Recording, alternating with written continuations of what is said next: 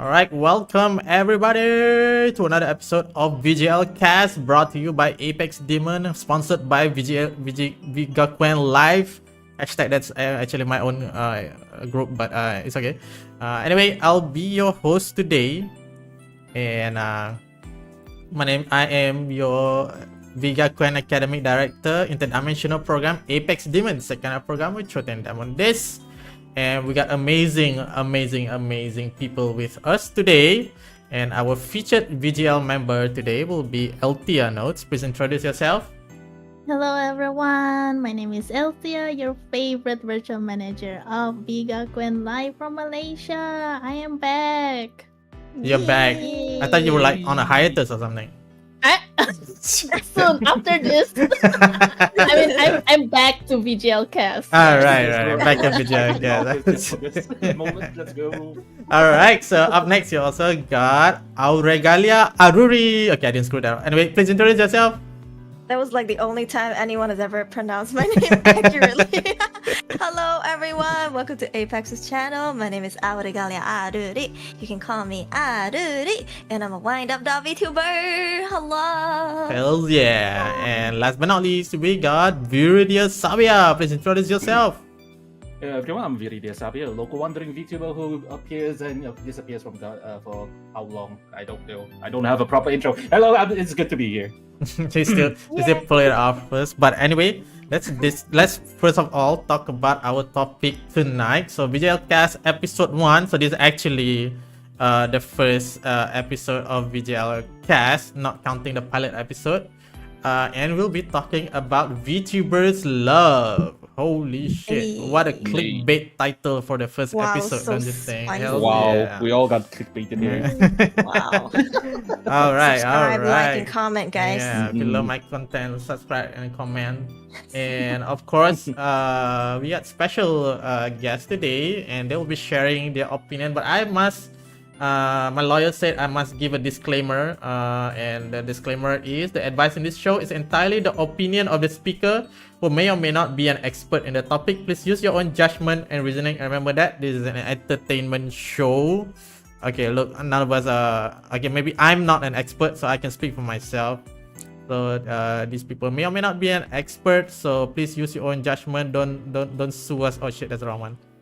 Don't sue us later on. Yeah, but what do you think of the topic, Eltia? Well, I don't think any of us can be considered as an expert. We're just here sharing our opinions and I see this as a chatting stream. Because it's about love. Because I think viewers enjoy this kind of topic. They wanna ask about love and relationship advice. So it's kinda like this. Is it? Can people can ask about advices here, right?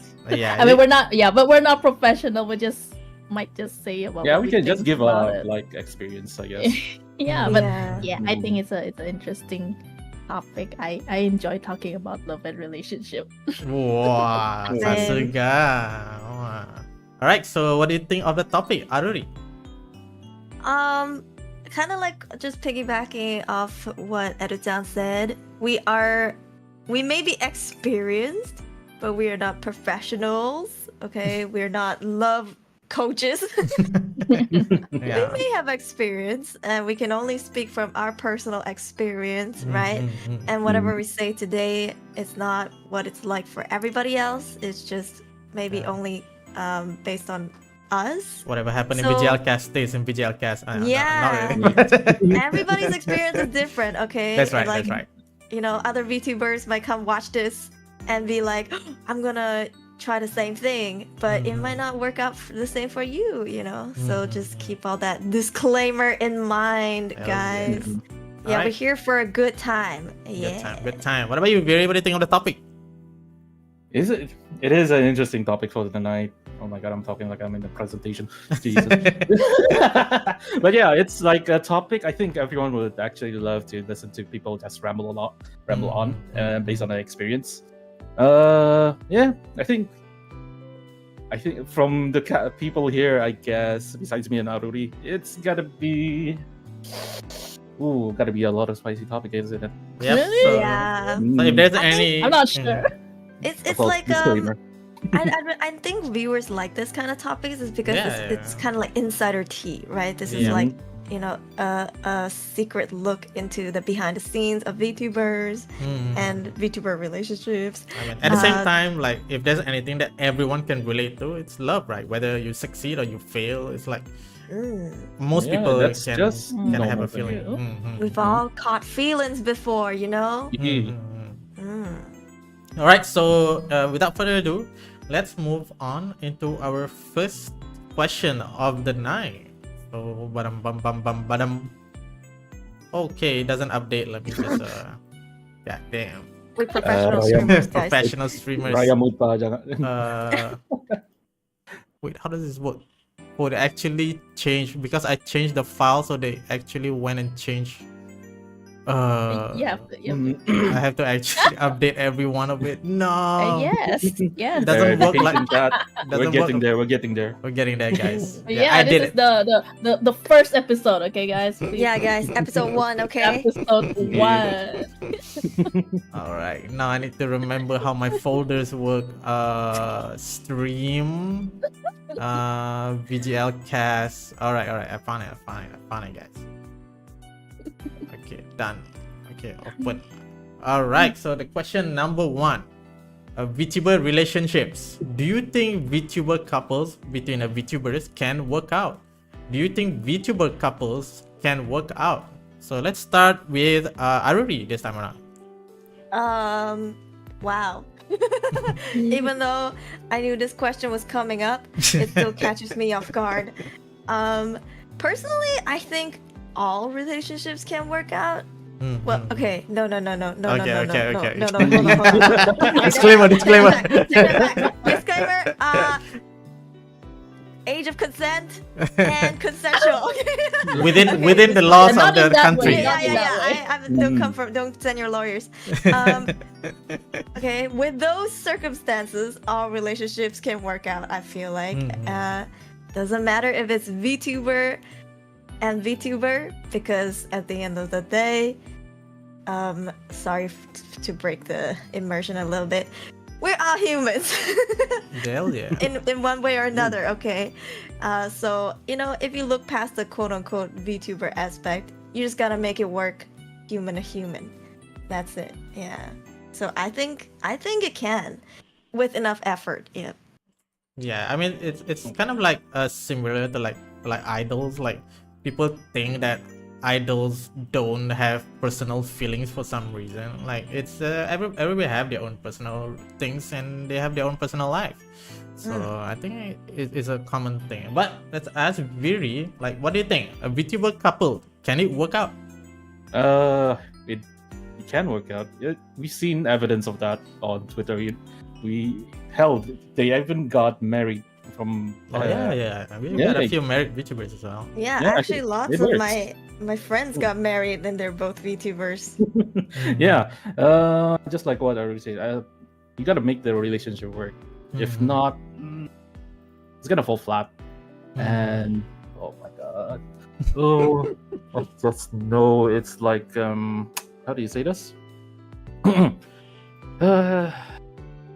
Oh god. Take your time. We're not. Yeah. All I can think of is like people can get into a relationship even if they're just VTuber to VTuber or just like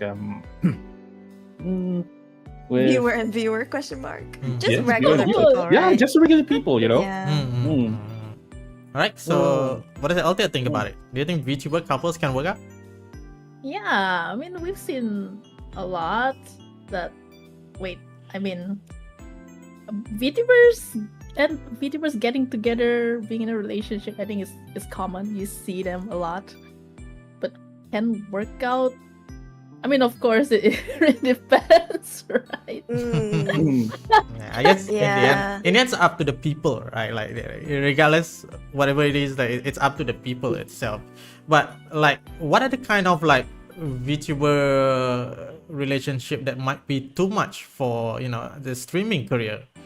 Like, you know, if you're like maybe overly affectionate on stream to the point maybe you ignore collab mates? Like, what do you think? Like, at which point does it becomes too much? Like, what that?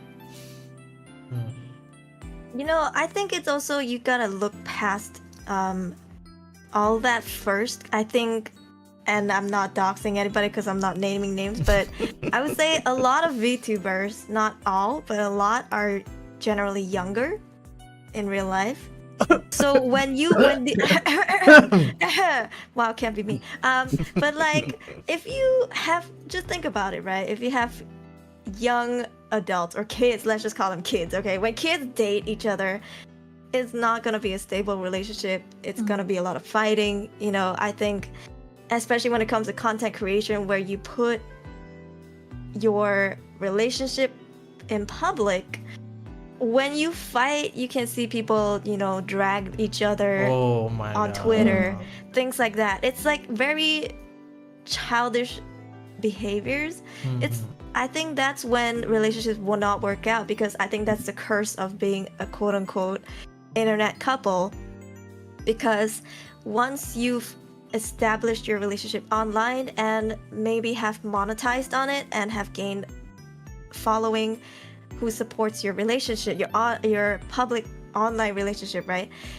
Public relationship online, that's when it becomes an issue, because anything and everything you feel like you owe it to the viewer and you have to tell it to them. You know, you have to, like, any little thing you gotta report to your viewers, and that's when things get really ugly, and that's when I feel like relationships do not work out, which is why I feel like the best way to make it work is, it's okay to tell people you're in a relationship, but like, don't air out all your laundry, you know? Like, it's a very good saying. Yeah, don't air out all your laundry, you know? You don't owe anybody any explanation for anything you do in your personal relationships. But if you tell everyone every little detail, you are not only disrespecting yourself, you're disrespecting your partner. It could be, you know, airing their dirty laundry publicly. And then if that's back and forth, nothing is ever gonna work out that way. So that's just like, I think probably the worst kind of relationship VTubers can do to each other. I mean, not forgetting. You guys agree? Go ahead.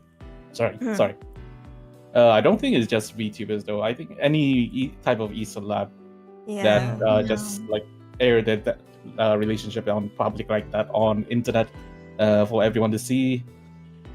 People can be a bit of how do you call this? I would say, okay, please don't get me, guys. I feel like people can be a bit of a vulture, picking sides when all the drama comes in. Then it never ends good. You know what I mean? Yep. Sorry about that. Yeah. So like It's another like- thing. Sorry, just one more. It's like the yeah. vloggers, you know? We've seen this too much, right? So I feel like, I mean, obviously there are all kinds of things that can break a relationship, but just if we only talk about VTubers and you do that, no matter how long you've been together, that relationship is not going to work out because it is toxic to start with. You know? Yeah. But some viewers like that, you know, because it's like the reason why people always have drama channels is because, you know, people watch them. I mean, like sometimes you can get clout out of nowhere because of the drama. Yes. Yeah, you go Twitter viral, and then when more people comment on your YouTube because of a controversy, your video goes viral. So that's why some people intentionally create those kind of situations. But I don't know, I would love to discourage viewers to like stay away as you're just encouraging them to be toxic to each other. But I think that's the thing, like probably that's their main content, right? Being a couple is their main content, and some people enjoy it. Yeah, I mean, I think it can work. Yeah, I think it can work, but you know, it depends on the intention, right? If you're not even thinking of your viewer at all, like it can be seen as you know, like what's the word? Pretentious. I don't think it's pretentious. Yeah, but it can be too much for the viewers. Like it's clear like they're not really thinking of anyone else and they're just having fun among themselves. But it depends too, right? Like if that's why you stream, that's why your career is, I guess that's fine. But like too much drama can be overwhelming, you know. Yep. Yeah. Yeah. I wanna like read the one of the questions. So we got question from the chat. I wonder, would you consider VTuber couples to be the same as a relationship between co-workers? That's To a some very good degree. question. To some degree, Yeah. maybe. Yeah. Well, the only difference is everybody's working from home, so I guess it doesn't. It's not as messy as like a real office politics, right? Yeah. That too, or if I could put it in the workspace kind of mentality, I would think it would be like most of the time, unless you both stream together all the time, like creating couple contents. I like to call those couple contents. Okay, that's cute. It's more like you are in the same company but different departments.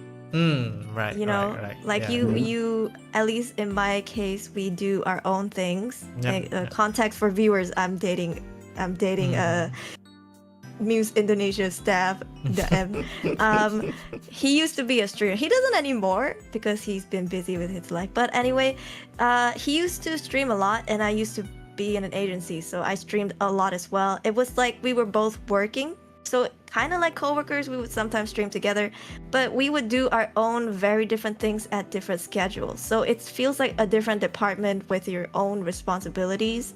And when you do come together, I guess like you would a real couple who works in the same, I guess, like company, you would talk about work, quote unquote, sometimes.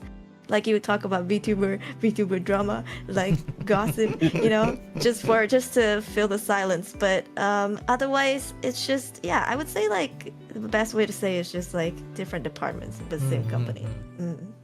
Right. Like same job, yeah. There's one more like caveat, like being a VTuber and like dating as a VTuber is that like if you're dating another VTuber, like most likely all your interactions will be on stream and recorded, and there will be a VOD of it somewhere. Like that can be a problem for some people, that can be a good thing for some people, and people can clip it, and you know it's gonna, if it's on the internet, it's gonna be on the internet forever. Like even if you delete it, somebody's out there has a copy of it, and they're gonna upload stuff and stuff like that. So that's like kind of like, you know, things that you gotta expect when you're a VTuber or a streamer in general.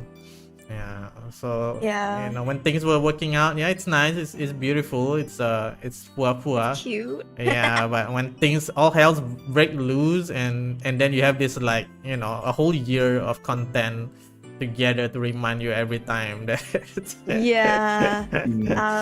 I mean, can I speak about my friend's experience? So there was this VTuber couple. Well, people didn't know they were a couple. I mean, people suspected that they were a couple, but you know, just like most VTuber relationships, they will not say it publicly, right? So people, well, they never said that they were dating, but people kind of suspected it. And they made content together for, I think, over a year. It was like a long time, right? They would play Valorant together, whatever, Minecraft, all that. And when they broke up, it I guess it was not like mutual breakup. I guess they ended things sourly, because what had happened was 1 year of that person's channel's content that includes their ex-partner just was gone. disappear. Oh Yeah, because they couldn't bear to see, you know, their content together. So what they did was they just either privated it or deleted it. We don't know. I mean, I never asked, but it was just like you scroll back and there's this 1 year window this gone. gap, yeah, there's a void. You know, the 1,000 years. Okay, sorry, that's a One Piece reference. 1,000 years content. YouTube's like crying, please stop streaming so much. Yeah. So all right, let's go up to the next topic. So topic number 2, I've updated it. All right, so VTuber relationships question number 2. Should VTuber hide their relationship status? So this one, yeah, let's see what LTL thinks first. Should VTuber hide their relationship status? I feel like whether it's VTuber or not, I think it's pretty normal. Some people prefer not to you know, say whether they're in a relationship or not. Of course, some people will say that it's bad. Like, if you're in a relationship, you should, you know, tell people that you are. Don't pretend to be single. I think that really depends. Like, does the VTuber pretend that they're single or what? And do they really need to tell whether they're in a relationship or not? I don't think they owe you that. It's really up to them what they want. Of course, I wouldn't agree if people who's in a relationship pretend that they're single and go around and flirt other people. I think that's that's a different story. Okay, but just whether they should like hide it or not, I think that's their personal life in the end. Yeah. All right, so let's hear it from Viri. Let's see. I guess it depends on the person. I guess if they wanted to show that they're in a relationship, why not? If they don't want to, it's good on them. But for me personally, I didn't really. Okay, this is going into my personal bit. Be very careful. We tread very carefully. Yeah. Yeah, carefully. I just know she's in the chat right now. Okay, sorry, dear. Basically, I was in a relationship for like close to a year before I actually announced it to my parents. They were I don't know why their first reaction was like, "Are you lying? Are you high on drugs?" I'm like, no. Bruh. Sussed you out. Viri? Oh, really? No, he's gone. Oh no, he's gone. Is gone? Wait. Oh, okay. Testing. I think there's something wrong with my mic. Sorry. Oh, yeah. I need to fix my mic. But yeah. Auto censor. But yeah, it took okay, personal life. Of course I didn't hide at all about my relationship, of course. Then for the streaming side of things, okay, people know that I'm taken, of course. I'm sorry, chat. Yeah, on his debut, he immediately said that, okay, I'm Oh. I'm vegan. So, no, it's not such. It's a happy thing. So, yeah, I think it's okay. But I did agree on just to not say anything about my who my partner is. I think that's the most important thing if you're not dating a VTuber or streamer. Just to protect the privacy, of course. Just people like, let's say if you're one hell of a streamer and you're let's say you make it big, you're popular. Think if people like you have like those fanatics type of fans, they can and will, for some reason, to be able to track you down, and then kena kacau lah your partner and stuff like that, which is not really a good thing from time to time. That's why I think in the end, yeah, it's actually up to the person if they want to hide their relationships, their status or not. Right, before we move on to Arui, like, can I make a joke? Like, does your parent goes like, wait, you're telling me you're dating an anime girl? It's like, yeah, sure. You're on copium, bro. Okay, I'm sorry. He's gonna be the next guy who gets married to like someone like Hatsune Miku. Yes. I want to see that happen. I mean, he can still do it, right? All right. He's just sitting by the table and just it's like 2D cut out. You don't attend your own wedding. It's just your big screen, and then you're like live streaming from the screen, bro. Yeah, it's pretty cool though. Yeah. Oh man. All right, so let's throw the question to Aruri. Should VTuber hide their relationship status? Okay. I have a lot of insights on this, guys. All right, go on, shoot it. So again, I was in an agency. That's what I debuted as my first content creation experience. I was not allowed to. Well, it was never explicitly said that I was not allowed to be in a relationship, although the topic has come up before with the team. right, with the agency. And at the time when I joined, I was single. So I told them I didn't have a partner and they just didn't have to worry about it. I didn't understand why they asked me that at first, but also I was in the K-pop industry for a while, so I guess, oh, you know, I was going to debut as an idol. So I was like, okay, maybe they were afraid of parasocial, you know, viewers, or losing money, something like that, right? I mean, I wasn't even allowed to say I was from planet Earth, so you know how that is, right? To even say I was in a relationship, I would have been canceled, like dragged through the mud. I would have gotten in trouble within and outside of the company.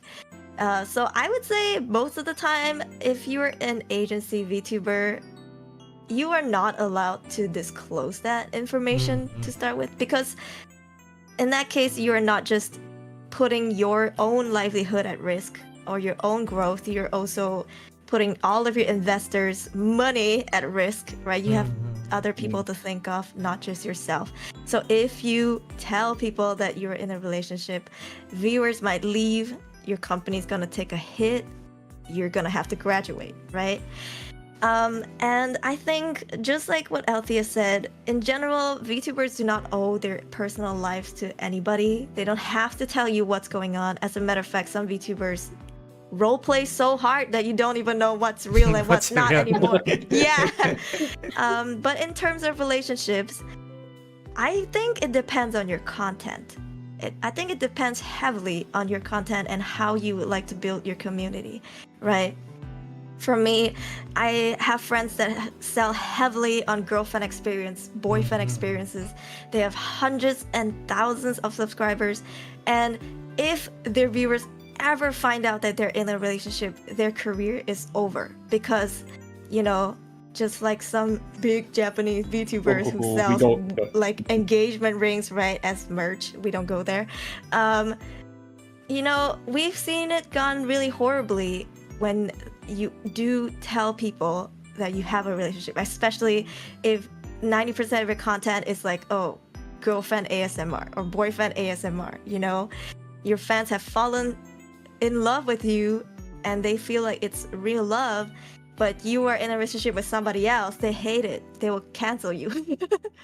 In that case, I think just for your safety and your partner's safety so they don't get harassed, personally, I think you should hide your relationship status. Like, sure, it may be dishonest to your viewers, but then again, you don't owe anyone your personal life, and you are just here to make content. It's just in the form where your content is based off of, you know, roleplay and just live reactions, right? For if you're an indie like me, I do whatever the heck I want. And I never wanted a parasocial fan base because I have always been transparent that I've wanted to make a family. You know, I want to get married and have kids in the future. So I've always made it transparent since day one that I would not, you know, commit into any relationships with viewers personally, you know, and then that I don't want parasocial people in my community. I've made that very clear since the very start. So I think the reason why, I think the cause of that was that my community now is very healthy, because I can openly talk about my partner, and sometimes it's just, I don't know, it cheers you up to talk about your partners. Like, even though you don't always, like, if you say it too much, just like what Apex said, it can get too much. If you're always like, my boyfriend this, my boyfriend that, it gets too much. I do it in moderation, but at the same time, just kind of like to slip in a little bit of what's happening in my personal life. I tell them what's going on. And in that, it leads to none of my viewers are parasocial. They do not expect me to date them. You know, they don't try to, I don't know, stalk me and find out where I live. Yeah, drop a DM and then yeah, and I don't give them a chance to, you know, think it's okay to harass my partner. So in this case, I think it's okay to announce, a relationship, because I don't rub it into their faces. Like, I don't smooch my boyfriend on stream, or I don't, do all that, even though we did do live streams in Japan together. But I think personally that's too much for me. And I don't think it's right to do crazy PDA on stream.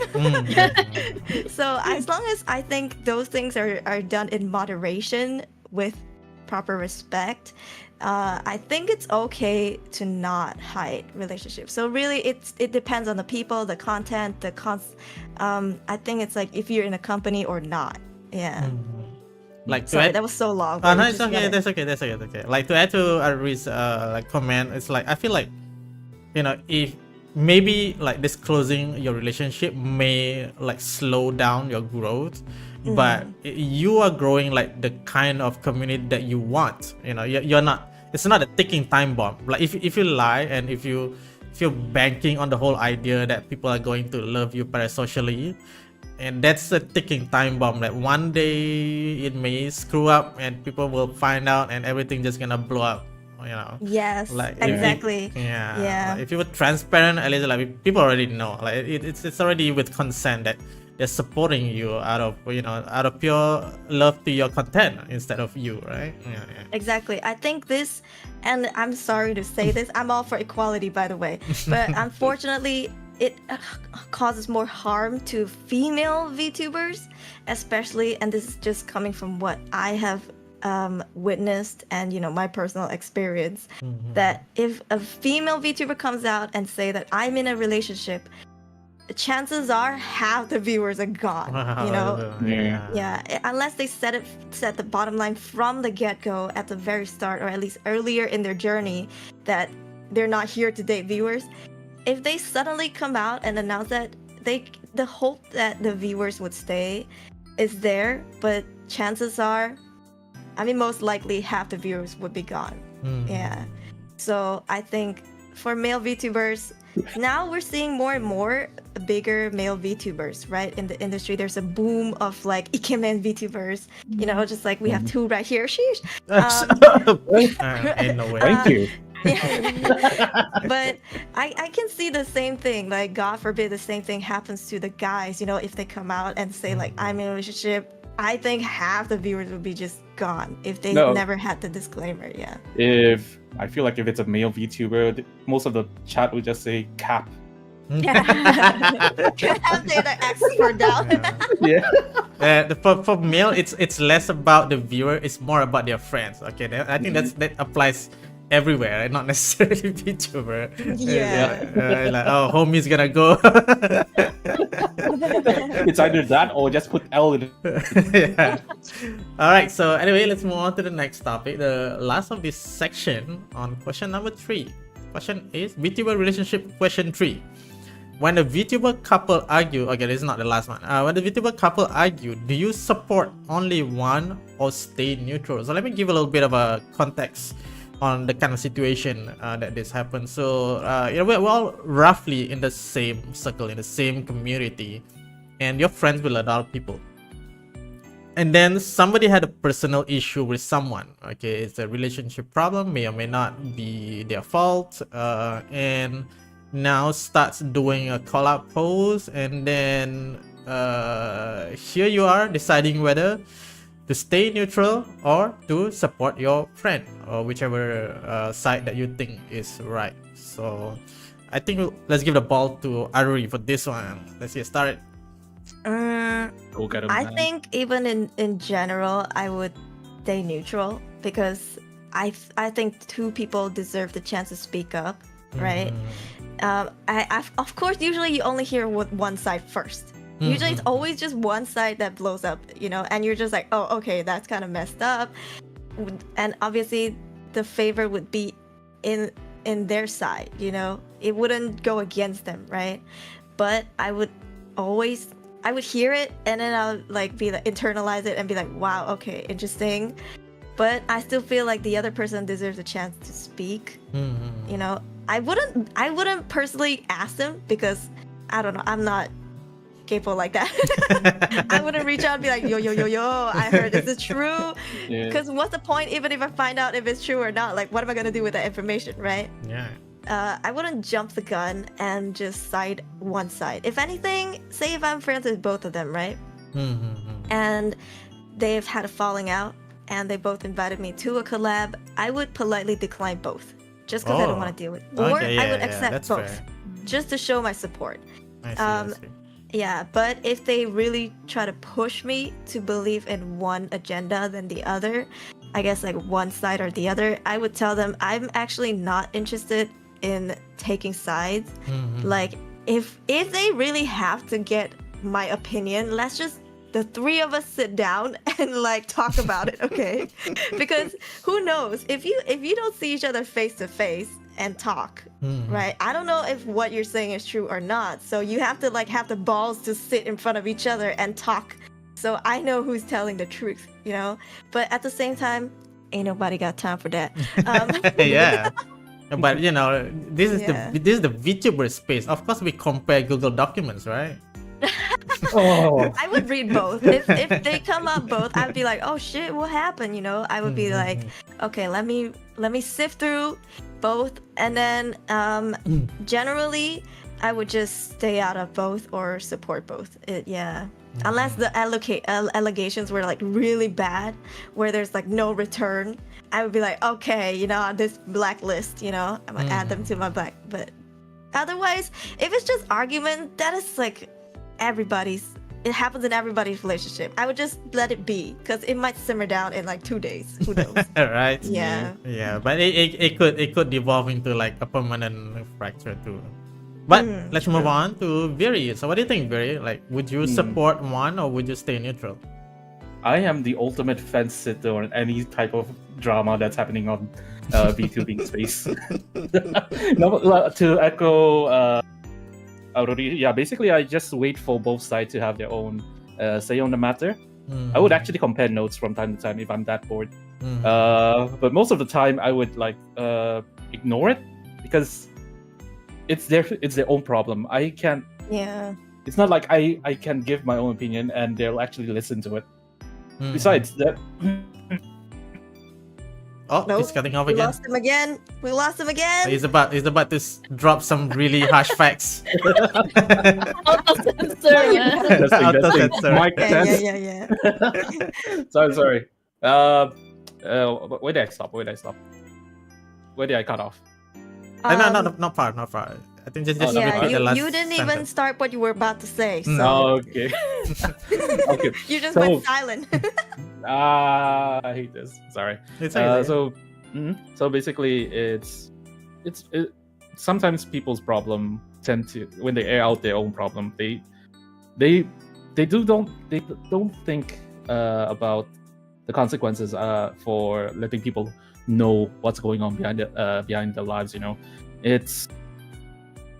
sometimes I look at it and just imagine, holy shit, like what? How did it come to this? Is it because of a misunderstanding or just flat out? What was that word? Disdain? No, that's not the word. Contempt? Yeah, basically something like that, I guess. Let's say if they actually, let's say, okay, touch wood to anyone that happened. I hope it doesn't happen.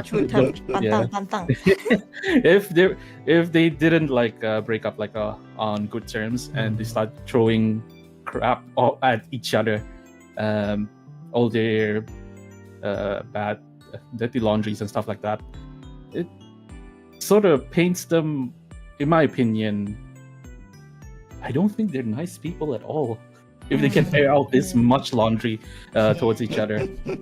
Yeah, it's always a very messy affair when that happens. Yeah. It's like, sorry to cut in just a little bit. I don't think they're bad people. I think they might be bad partners, you know, like bad relationship partners. Like it, yeah. Go ahead. Yeah.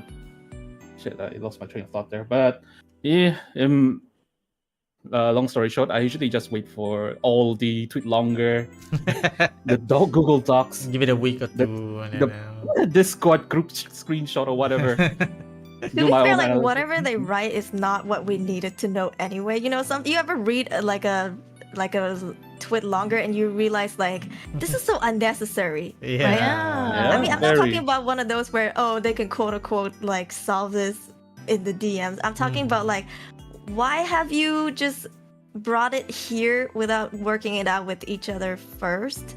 Yeah. And like, your first thought is just to air it out in public. It's it's similar to that. What is that subreddit? Aita. Oh, am I It's the like asshole? that. Yes. Yeah, looking it's always for- basically waiting for someone's opinion. It's like letting everyone to they're judge. fishing for validation. Yeah, exactly. Sometimes people can be like that, but most of the time I don't think they are, and that's the scary part. All right, let Agree. me take my turn first before we go to Altia. Now, for my take, I feel like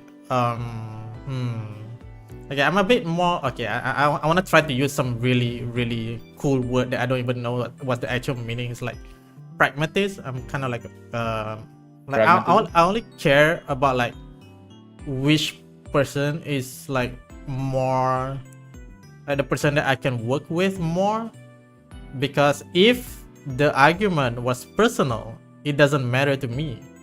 So I would just pick out the person like that would to say benefit me. Okay, I'll just say it to benefit me more. Maybe it sounds evil, but I think that's just how I usually see things. You know, whether if I can work out with someone and then we can work things together and stuff like that. Like I think more on those kind of values rather than like who's right, who's wrong. Okay, of course, you know, if somebody did a very awful shit, clearly I would avoid them like a plague, you know. But generally, I see it in that way. Like whether 2% argued, and I'm like I don't bother with their argument, but I wouldn't side with one. But you know, knowing that when siding with one person means the other person is gonna hate you, so I would just choose like which one are more likely to benefit the relationship in the long run. But yeah, that's just me. That's Apex doing. Like if you Apex had thing. no choice but to choose, you would choose the one that would benefit you the most. Yeah, right? yeah. It's like, you know, like between a person who I've been working with together for a long while and someone who I barely know. Like maybe they were right, but who's to judge, right? Like we don't know the full story. So like in that case, I would rather just support the person that I've been with for a long time. But I also do make a point like, look, whatever happened between the two of you is between the two of you. Like it shouldn't affect me. But I understand, you know, once people see that, oh, why is Apex siding with this person? Like clearly he's on that person's side, and they kind of like hate you for it.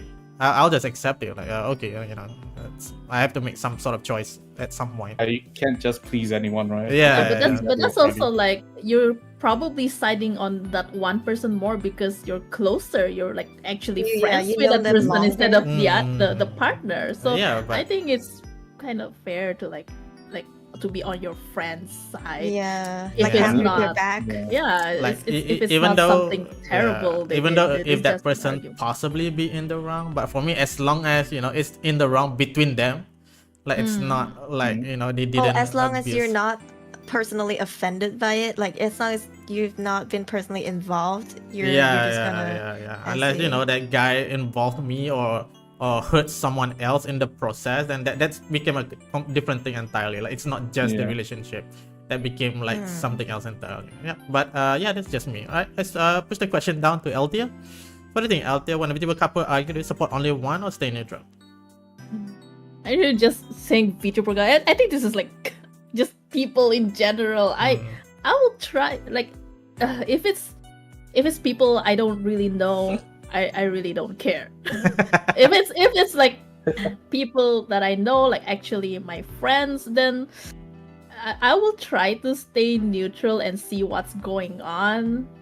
And if it's really just, you know, they argue because just maybe they're just not a good match, right? So why do we need to like side? Like maybe if they're a friend and they want to rant and stuff, I'm like, yeah, I see, like I understand, yeah, you know, relationship issues, and it's just that if uh I've been in the situation where like both sides are like asking me for advices, and in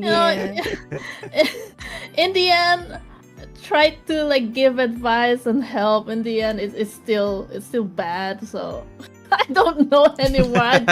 Just let me I don't want to be involved. Yeah. Just do things, settle things yourself. And then suddenly they're like, "Hey, don't listen to Altia. Maybe we should and then like you became hated, and suddenly they both became friends. It's like, why did you encourage them to do this? Someone Like, dropped Well, tweet longer with the title "My Experience with LTM." Both of them write it and then to send it to you. Oh my god. Oh my god. Yeah. But I think there's a different angle to look at this, right? And let me give you a context, okay? Because most of the time when you meet VTubers, let's say if it's specifically VTubers, chances are when you meet them one by one, right? Yep. Most likely you meet Someone else first. For example, you would meet me first, then meet Daem, or you would meet Daem first, then meet me. It's kind of rare that you would meet both of the couple like at the same time. Maybe in a collab, but unlikely. It's quite rare, right? So I would say, what would you guys think if in a situation where, for example, you are friends with person A first and they're dating person B, and they were in a fight, right? And person A was in the wrong, clearly, like tweet longer and everything.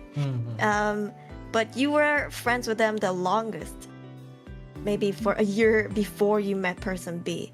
Who would you dump person A as a friend, or would you still stay as friends? I think that's also like a different angle to look at it. For me personally, if person A was in the wrong, I would dump them in a heartbeat. Shit. Yeah, because you can be my friend, but say if you, I don't know, SA your partner, or you abuse your partner physically, things like that. Those are things that I, even in my life, do not live by. If it's, we're talking about, if we're little quarrels, like, oh my god, I can't believe he's like flirting with another girl. I don't like, I wouldn't care. You know, I'd just be like, that's something you two have to work out.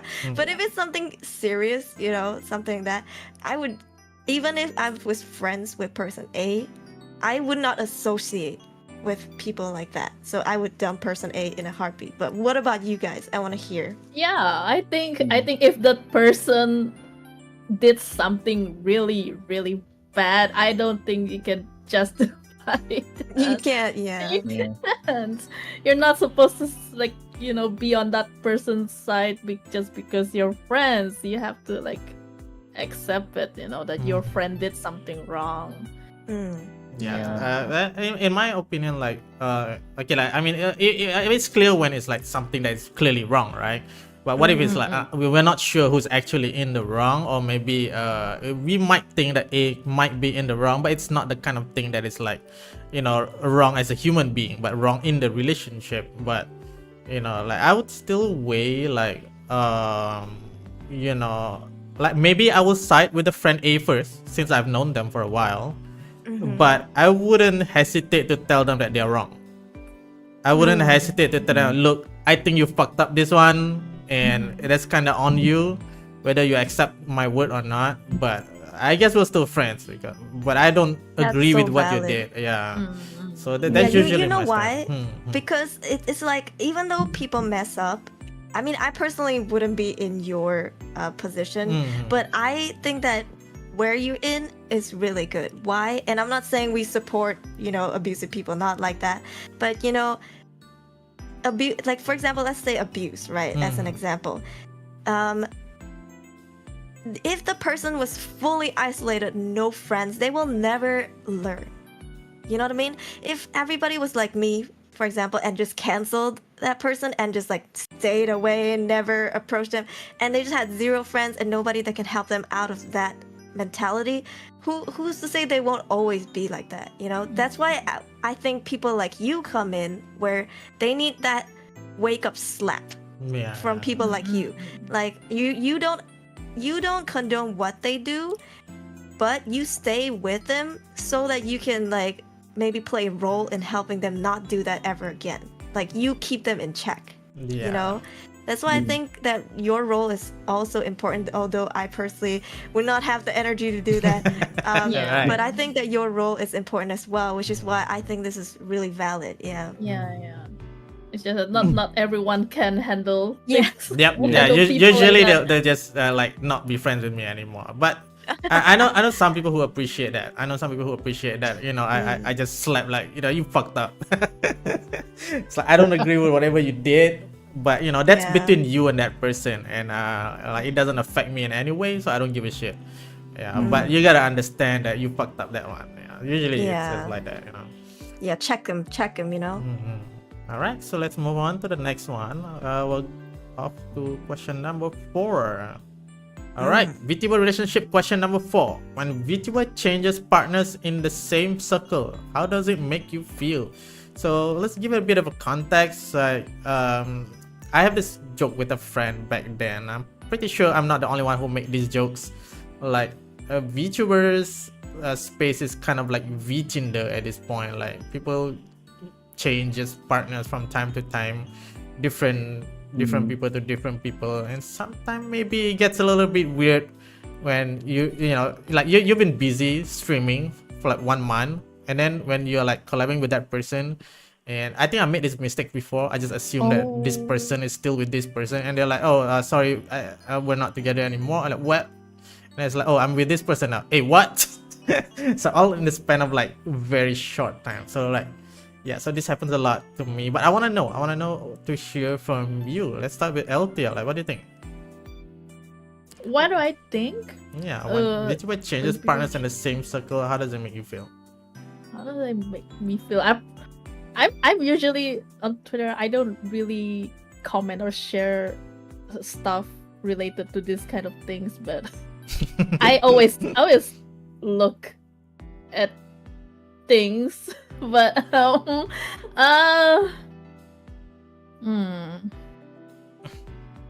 I always like to pay attention to this kind of thing if I know you know VTubers who are dating, and then whether they're still together or not. I always pay attention to this because of things like you said, the collabs, right? So if I realize that something you know, a couple that's not together anymore or like dating other people, I would like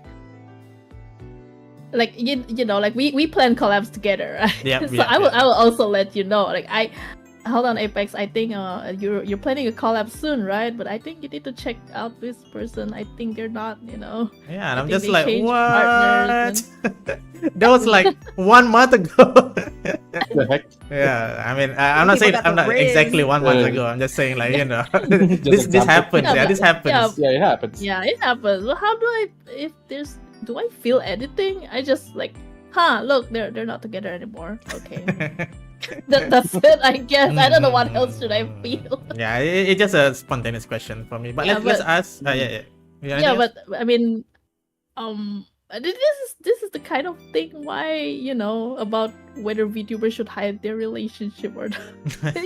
you announce that you're in a relationship, and then the next few months you break up, and then announce with another change to a new partner. People will just see like, oh, okay.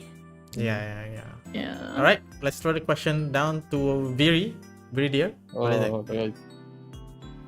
I'm with L on this one. I don't exactly have this kind of seen this experience firsthand. But if I were to like, it can be an awkward situation when you're trying to plan a collab. That's all I can think of. It's gonna be a very awkward moment. Like you're gonna ask, let's say, person A if they want to collab along with a partner. Then they told me they're not in a relationship anymore. I'm like, oh. Crap. Right, this is always that the realization that whoa, things move really fast. Yeah.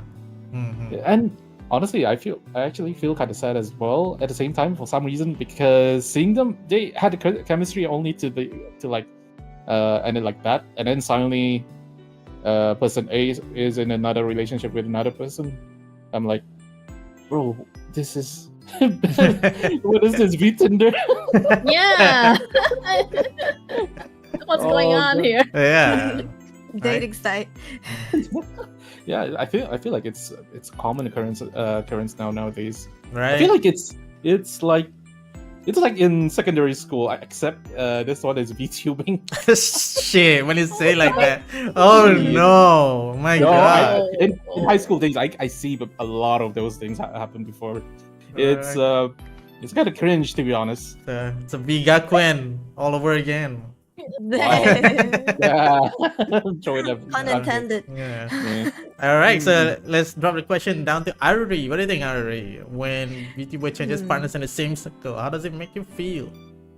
You know, I will have a question, right? By the same circle, you mean like the same friend group, or Yeah, you mean yeah, like... yeah. You know, like you've always known person A, B, and C, and you know person A was partnering with person B, but like when you came back like 1 month later, you found out that person A is currently dating C. So what happens and blah blah blah, and like yeah, that I don't know. I feel like this happened to me way too many times than it should be, but it is what it is. I have witnessed this happen a few times. But I guess for me, I am one of those people who are in many circles, but exclusive to none.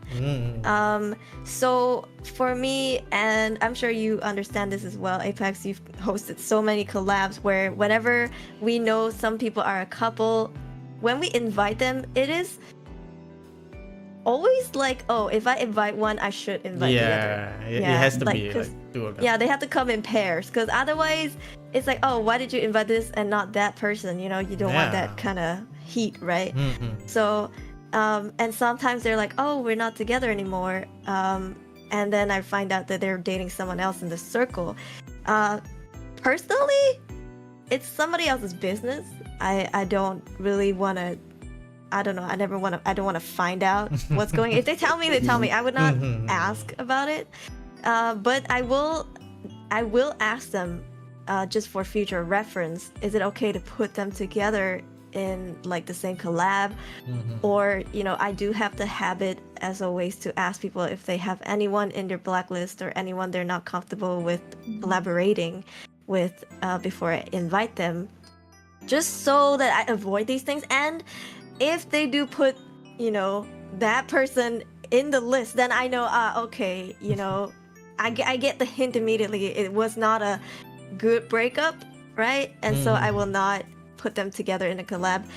But I will be wary of the third person, because I don't think it's bad to date your friend's ex. Personally, I don't do that. I think it's really messy, right? And it's kind of disrespectful to your first friend. It's like, don't date within your friend group who's already dated, you know, within the friend group.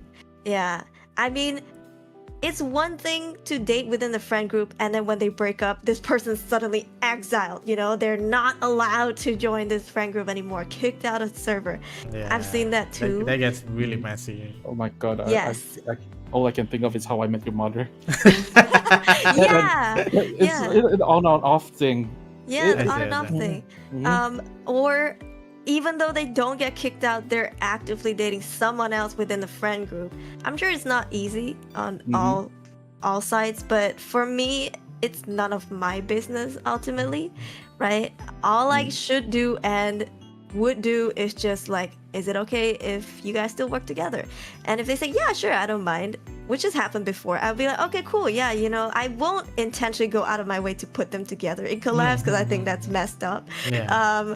You know, but I will just keep it in mind. So if chances come, say if I'm hosting a huge collab where I need people to join, then I would be like, okay, I might slot both of them in, but chances are I wouldn't put them together in the same collab. Like, Yeah. that's just, you know, what I would do.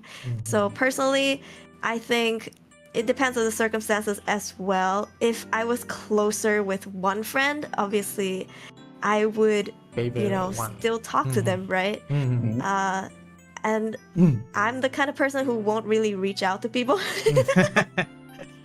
people reach out to me first, because I spend a lot of time doing my own thing. So if they come talk to me, I'll talk to them. But I won't go out of my way to only side one person or side the other two and leave the other person out. Yeah. All right. So yeah. Yeah, so that's how it is. So let's go next to the next section of the question. So Don't forget to hydrate. oh shit. Oh yeah, commit the glug glug. Wait, it's not updated. I feel like Literally.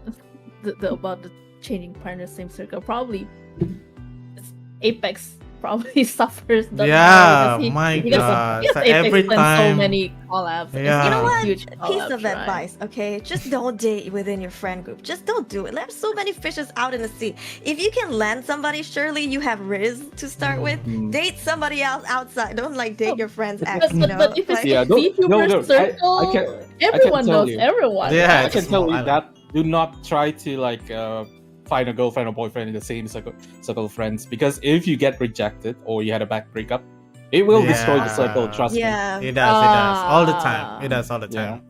Yeah. So like the way I see it, like because people keep dating and breaking up, so kind of like slowly fracture. It's like an iceberg that's like slowly breaking part by part. That you have like smaller group and smaller group and smaller group, and like it's kind of like what I see like kind of going on with the local community at this point. But we don't talk about it anymore.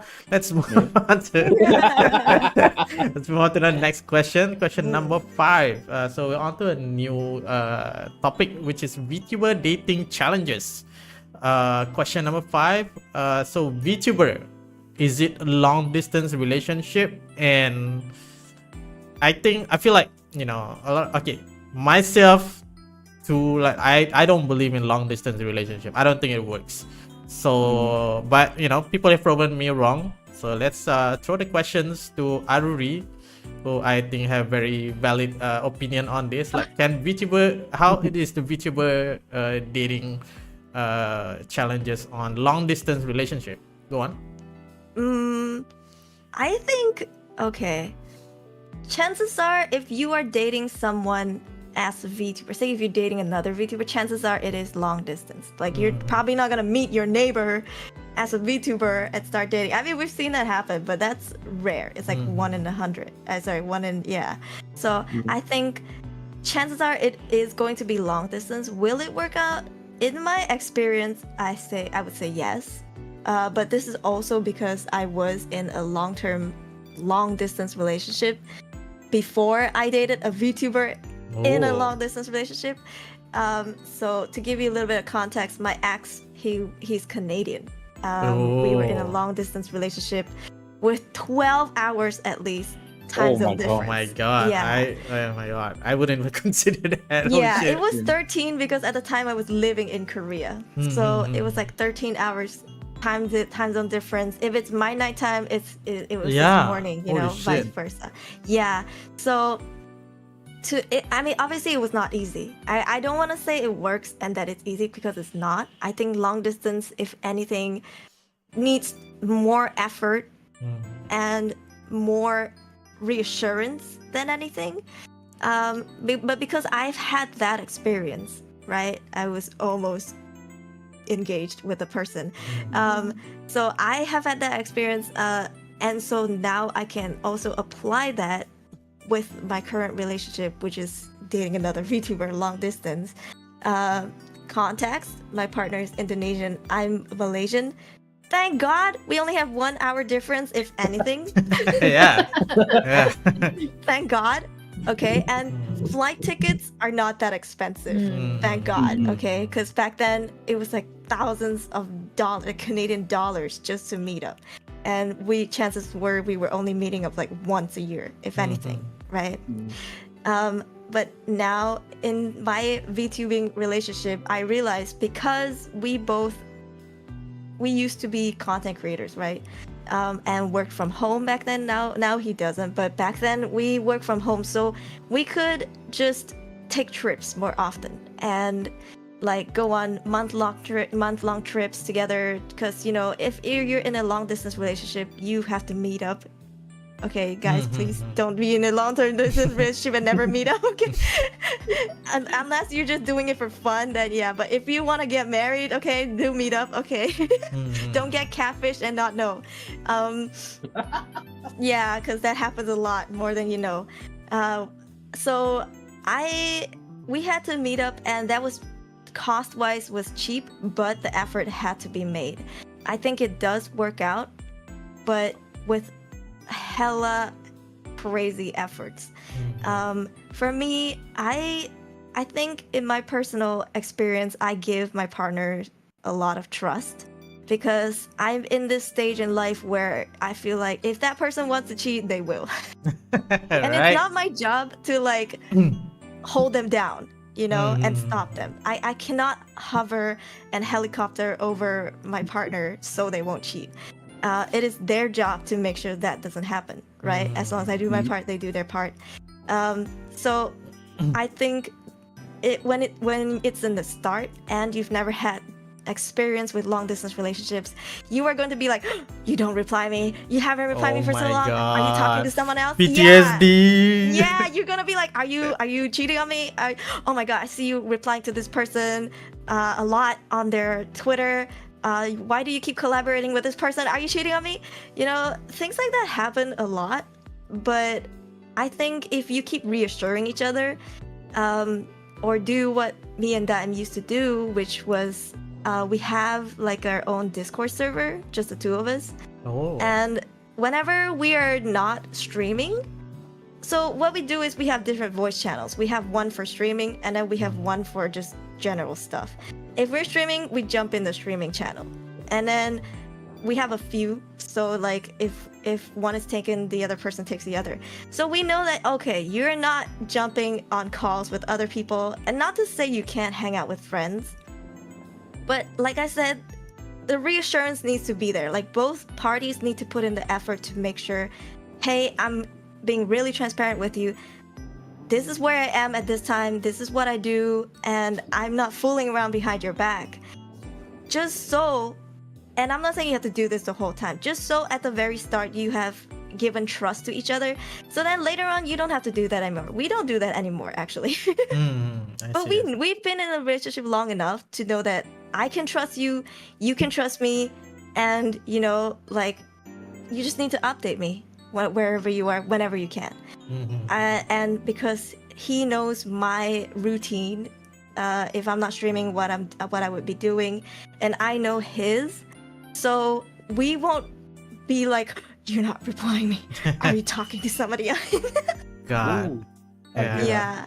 And I think in a long distance relationship, you also have to do things where regular relationships you don't do, because unless your partner tells you where they are, you don't know.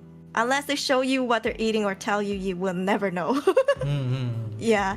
So for me, what we did was we also had a channel for, we call it Sand Foods. Yeah, we would just, every meal before we eat, we just take a photo and send it over. So it's kind of like a communication thing, you know, just to show each other that, hey, I'm still here for you. I have not forgotten you. Right? Yeah, I'm thinking of you. You're constantly on my mind, you know, because it's very easy to feel like you're being neglected and forgotten when there's no communication, because you don't see each other. It's different where in a relationship, a regular relationship, you are still in the same room, right? It's just you're not talking to each other. It's different because you see them, but in a long distance relationship, you don't. Like, if this person decides to delete all their social media, you will not know where they are ever, right? There'll be no history of what happened. Yeah, no history, like you cannot trace them. So I think long distance relationship can work out. It has worked out for me for years now. And we are moving towards, you know, a serious future. It is a serious relationship. It's not just like smash and pass, you know. So I do think that it can work out. You need to worry about many things, like visa, you know. Chances are you cannot spend more than 1 month together, if not more than 2 weeks if you have a day job, unless you get married. Then only you can both stay in the same country together, right? So I feel like if it's long distance within the same country, you don't have to worry about that. Like, for example, different cities in the same country. States, You just need to, I guess, visit. But if you are a VTuber and you're like an EN VTuber like me, chances are you date people from other countries, and that's gonna be expensive. So you have to make sure you're ready mentally and monetarily for that kind of relationship. Yeah. Yep. So my mom always tells me, you know, like if you don't have the money, why bother even trying to date people? Yeah, long distance relationship. The reality is, it is very time consuming. Yeah. And it's very exhausting. Although, you know, obviously you would do it because you love the person, right? And it's very expensive. And That's the reality. Yeah. And for me, like, you know, it's not just like the money, the effort. Like, it's like you don't have to like meet every month. Like maybe you can meet like every few months, every year, like I already said, once a year. But it's not just like just knowing that you put effort into making that happen is very important. Because like, you know, I had a relationship before where the person was so busy, it reached to a point where they can't even spend a single day in a month. Like we're not even long distance, but like they were so busy, they just can't make any time at all. Like not even a few hours. Like that's just to the point where I don't think that they're trying much. Okay, but maybe that's a little bit personal. But I just feel like you need to make things happen. Like you can't just let you know the waves sweep you away. Yeah. But that's just a piece of me. Yes, sorry. How my ex and I fizzled out was because we got comfortable. I think everybody gets comfortable at some point in a relationship, but like once the honeymoon phase boils over, you know, you stop making the effort. You don't, I guess, tease each other as much or flirt or do romantic things as much. It's very normal in even regular relationships, right? But for us, it was like, because it was a different time zone, right? Long distance.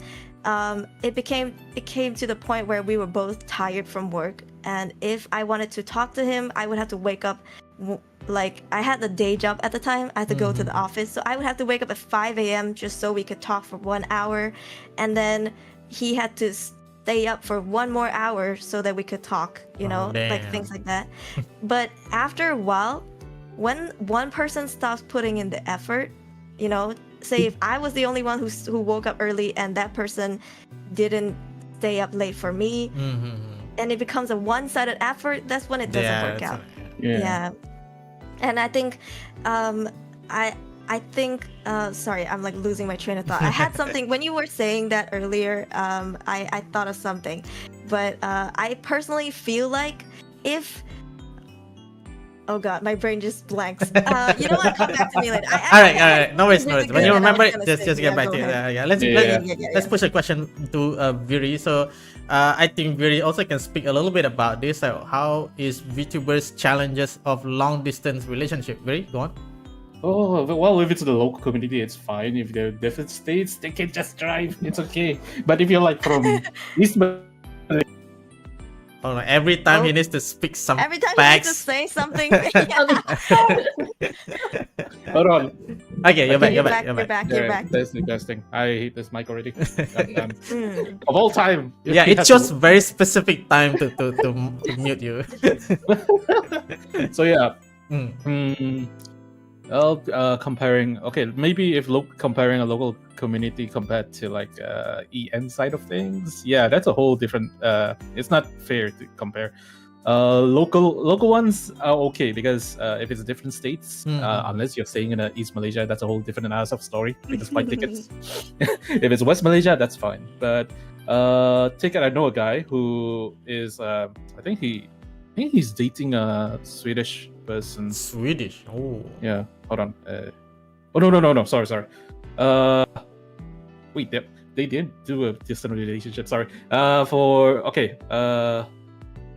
I'm trying to gather my thoughts as well. We're like lagging right now. Yeah. Our brain is like fogging up 10 p.m. Okay. Okay, so chances are if you're VTubing and you chose to go through VTinder and manage to find a girlfriend or boyfriend, a VTuber of all things, chances are, yeah, you're gonna be meeting up another person who is from another country. Let's say, okay, I wouldn't go so far to like Western VTubers and stuff like that, because that would be impossible for a long distance relationship.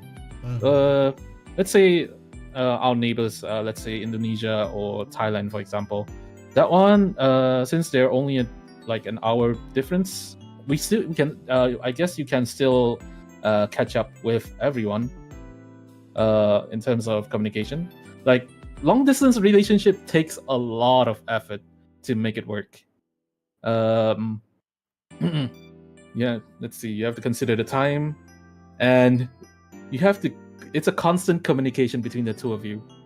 So, oh man, I can imagine. Like you have to make time to communicate. Yeah, that's you have crazy, to right? make time. It's so wild, and it's like I remember. It's like I think. Oh, now I remember. Okay. It's not a Swedish person. It's it's actually from Philippines actually. Oh, So yeah. So he met this girl through I don't know how he met her, to be honest, but I all I can say is it wasn't catfishing. They legit got together, which is amazing. So I asked him, how do you guys even like constantly keep each other in check? Like, yeah, communication. And then I asked him, he met her. He actually flew to Philippines to meet her first. So just to be sure it's the right gender, Sure. Yeah, I was scared for his life. So please, if there's once you land, please give us a call. Give the boys a call, just to make sure you're safe. But yeah, he eventually met the girl, and she's pretty nice. I actually met her before, like last year, I think. Then he told me that the problem with long distance relationship, especially when they're getting married, is it's a lot of paperwork. A lot of paperwork. The visa, you have to go to the consulate. I'm not sure where's the consulate for Philippines here. I'm sure you need like funding for that too. Like you have to pay for it. A Not lot. free. It's not cheap. It's not cheap. At least he's not dating European, or else it's gonna be. He has to get the what do we call that? You have to get the birth certificate and stuff like that, like official stuff. Yeah, paperwork, man. And like not all wedding certificates are acknowledged. What is the word? Acknowledged in every country. Yeah, that's the thing. And plus language. Right. He's what is it? Tagalog, is it? Yeah, that's Philippines. He's Tagalog is so. Right. Like actually, we don't really have to look far. Like when I'm angry, I speak Malay, and yes, it's sometimes it just feels better to communicate in a native language, and that can be difficult when you have like people who speaks other languages too. But that's the fun part. You get to learn like phrases from the other country's language. The first thing he taught her what's a curse word in Hakka actually? Hakka? In Hakka, yeah. Oh my god, I knew one but I forgot. I think Is it muted again? Oh no, I'm not being muted yet. Is it Sunlu? I know one of it is like Sunlu. Sunlu means like idiot. I never heard of that in Hakka. But you know what? While you think, can I just add on one thing? One of my friends was really funny. His ex was from mainland China, and he does not speak a lick of Chinese. But when she was angry, every time she would revert to Chinese. She would just yell at him in Chinese. That's one of the fun part. Yeah, he was like, "What?" That would be funny. Just reverting back to your own language or your own slang. Yeah, like she would just he knows when she said like, "Yeah, but like you're stupid," right? But then she would just keep going on and on like yelling, and he wouldn't understand. He would just sit there like, "Okay." All in all, I think it's long distance relationship between a VTuber or any relationship Slash tuber. Yeah, just anything. it is something you need to be fully committed if you want to go through with this relationship. If not, it's not gonna work out. I'm I mean, actually some people date for fun, so that one we're not Yeah, it talking about depends, that. Like yeah. that's what, Yeah. whatever, you know. so I'm particularly horrible like in this particular regard because I had this one relationship where the girl demands that I wish her good morning, and I forget like in the next whole week, and we almost break up at that point because I kept forgetting to say good morning. Like Oh my for God. me, it's like, you know, you wake up and then you get ready to go to work, and you're like, oh, Wait, all but right, do you know, you guys start. still talk within the week or? Yeah. We still talk like in the afternoon, in the evening. But It's just that the because first you thing. didn't say good morning. Yeah, the first thing that she'll do is to get angry at me that she saw me online on Discord but didn't wish her like good morning. So I was like, well, I got work, and that's like the first thing I have in mind. The I first mean, thing in the morning. she can say good morning. Yeah, to you instead, right. Yeah. Right. But well, But you know what's interesting? I see where she's coming from because she wants to know that she's the first Yeah, person you think about when you That's wish you. right, that's But right. at the same time, I think that is such a childish thing to hold on to. Yeah. I think that's something she has to work on Yeah, herself. I mean, I don't want to. I Yeah. don't want to judge that person. Like, I mean, maybe that's her preference, but for me, my mind think of work the first thing in the morning, and I'm just like, you know, it's like Another it's day of freaking Monday work. morning, you know, just grinding through the morning, and No, and you're not thinking about her. yeah, I'm not dare thinking you. about her. Like, to be How fair, could I you? wasn't Do thinking not argue. about her.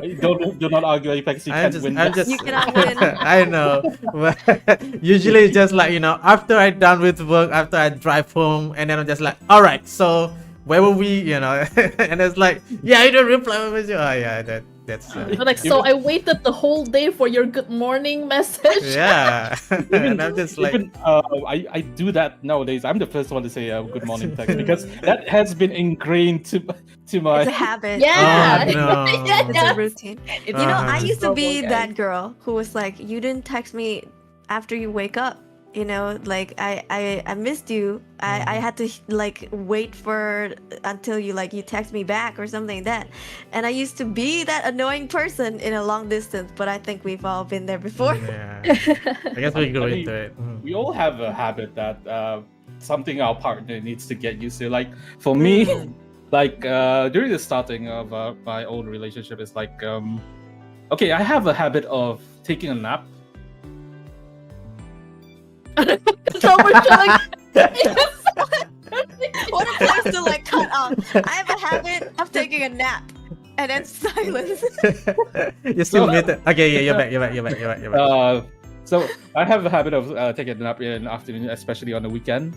My girlfriend is not used to like taking naps. She's not a napping person. Mm. So there was once I actually took a nap in the afternoon without telling her.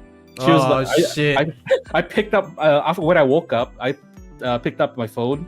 There were 3 missed calls and like close to 10 messages. She thought I I died. feel you, bro. I feel you, bro. I thought you died, bro. Yes. I had to explain to her like I have a habit of taking a nap on afternoons. It's Yeah. like what I said, right? Like if your partner doesn't tell you where they are, you think they've died or something. Like you don't know what happened to them. Like the that's long- legit Yeah. concern. I'm Yeah, not gonna lie, that's a exactly. legit concern. It's just not a thing that I had in mind before taking a nap. All right, last one to answer is like long distance relationship. LTR, go on. Yeah, long distance relationship. I see a lot of friends who are in long distance relationship, especially ever since this VTubing thing started, right?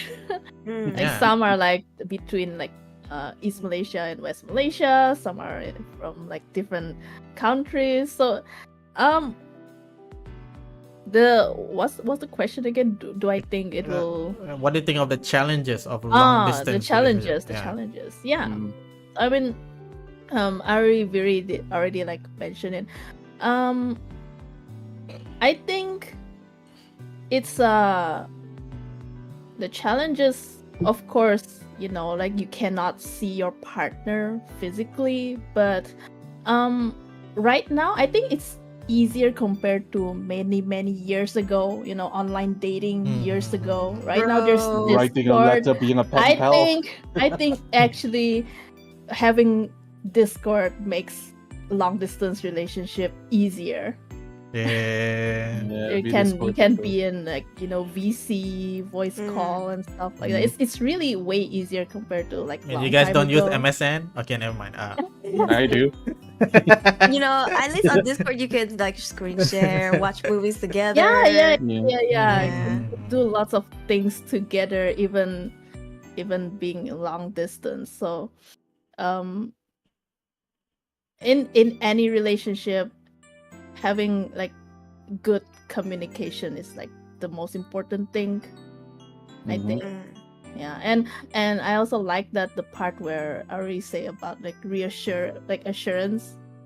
Yeah, because I see some couples out there, and they have that problem, right? Like sometimes you feel like being in a long distance, of course you can't like be there for them 24/7. But even if it's not long distance relationship, you can't be there 24/7, right? You have like, work or other things you need to do. But the effort you put in to reassure them that the relationship can work, it's like most important thing. So I've seen like some that work and some relationship that works and didn't work out. Putting effort in meeting your partner, I think at least once a year is actually important. You guys can like exchange flights. Like you can go to them, or they come to you. Yeah. Then you can meet twice a year, most likely. Yeah, I see some of my friends doing that, and I think it's nice to see that they're both like putting effort. I think yeah, that's all I can say. Right, so yes, sorry. Sorry, I remember what I was gonna say. Althea said something about reassurance and you can't be there for someone. I think for me, the reason why I think in my case long distance can work out is because of my love language, and I think that plays a huge part in long distance relationship, because my top love languages, if you don't know what that is, you can take a test. Okay, there's 5 love languages. Physical touch is not on the top for me. It's as a matter of fact the bottom. So for me, it's quality time and words of affirmation. So for as long as the person is spending time with me, they don't need to physically be here with me. I mean, if they are, it's nice, obviously, but it's not. I don't need that. So I'm not physically reliant. I don't always have to hold my partner's hand to feel like we're dating. So that's why in my case I think it can work out. But lots of the times where it doesn't work out for my friends is because they need to see the person, they need to hold them, they need that physical touch, which is why if it's like, if they only meet once or twice a year, that's not enough for them. And another thing that I failed to mention earlier was, I think this is huge, but cultural differences. Oh yeah. Yeah, exactly. Yeah, because not only you would, even if you're from the same country, chances are you're not in the same religion, right? Or you don't have the same beliefs. And if you are in a country that requires you to convert to your partner's religion, then that's something you have to think about as well. It may sound like a lot to think about, but these are all necessary steps in each stages of your relationship if you're working towards marriage or long-term serious relationship, right? For me, my partner is Muslim. I'm half Christian, half Taoist, and we have to talk about, when we get married, what happens, and where do we plan on doing the wedding ceremony or ceremonies? Do I fly your parents in? Do I fly my family in? What happens? And that's things you have to work on. For me, I think it works out because we're both saving money and working really hard towards making that happen. But I think that can be very intimidating for younger adults or people who just want to have fun. They just they don't care too much about that. Maybe they want to elope or whatever. Then good for you. But I think why most long distance relationships don't work out is because they don't establish these things first. A lot of Like- people like what do you call that? Like, you know, they're blinded. Like they say, "Oh, I love them, so I'm definitely going to do it." You know, but they don't consider, you know, the cultural reality. changes, Yeah. the financial costs, They're basically stepping into a outside of the comfort zone or the and things they're so used to. the law, because this is yeah. unconventional, right? This is Yes. not like a normal relationship. And someday down the line, you're going to realize these are things you have to talk about. Yeah, I mean, I'm not saying first day you meet, like, hey, Yeah. what do you want to get married? Like, do you want children? You know? But I'm saying if you're working a long distance relationship for good, I think these are just some things that people don't always think about, but have to eventually. Yeah, I mean, like, Yeah, better I- invest in it like earlier on than, you know, commit into a long relationship for like many years. And then, yeah, and then it fails. exactly. Yes, I Elton? have a question. Like, is there like for people who has experience in long distance relationships? So you started out as like, you know, online, right? And then one day you guys decided to meet up. And is there? I'm pretty sure there are some things that you only know, like When maybe you meet?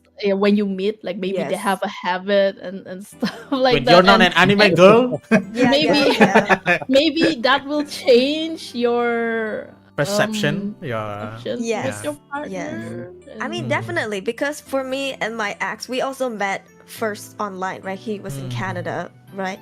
And when we first met, he was in Korea for 1 month, and living with him for 1 month, I learned so much after dating him for like almost a year. And this is why I know not everybody agrees with this, but I think that it's very important to live with the person first before you Oh, marry them. Yeah. yeah, it's Yeah. a whole lot different. Yeah, kind of very world. different. Yeah, because sometimes people have different ticks and little things they do that it might rub you the wrong way. You know, like sometimes I can give you a few examples, right? My friend, he found out that his wife loved cutting her toenails at the dining table, and he cannot live with. He's like, I get so disgusted because I keep thinking the toenail flying into my food. And he said he had to marry her and live with her only to find out that that was one of his biggest pet peeves. And we got Daemon in the chat. Just think of the Hey, farts and Daemon. snorts as DLCs. DLCs. I don't want it, DLC. Yeah. So I don't- I think before you commit, you have to like spend some time together. I'm not saying you have to meet each other all the time in long distance relationship because freaking expensive, but at least please meet them, find out their habits, you know, like see what they have, because some people, they like to, I don't know, pick their nose and then put in their mouth or something. Oh I don't know. shit! Yeah. Yeah. I thought So- spoken from experience or something. I know. Oh my God, I would never. I'm like, fly back to your country right now. Yeah. Yeah, so please, like, be sure before you commit. And these are things that you should slowly talk about, not too far into the relationship, but not too early on. Yeah, but it can work, I believe. All right, let's keep on to the next question. So, oh shit, I don't think this is the one. All right, so next is VTuber dating challenges question number 6: busy schedules.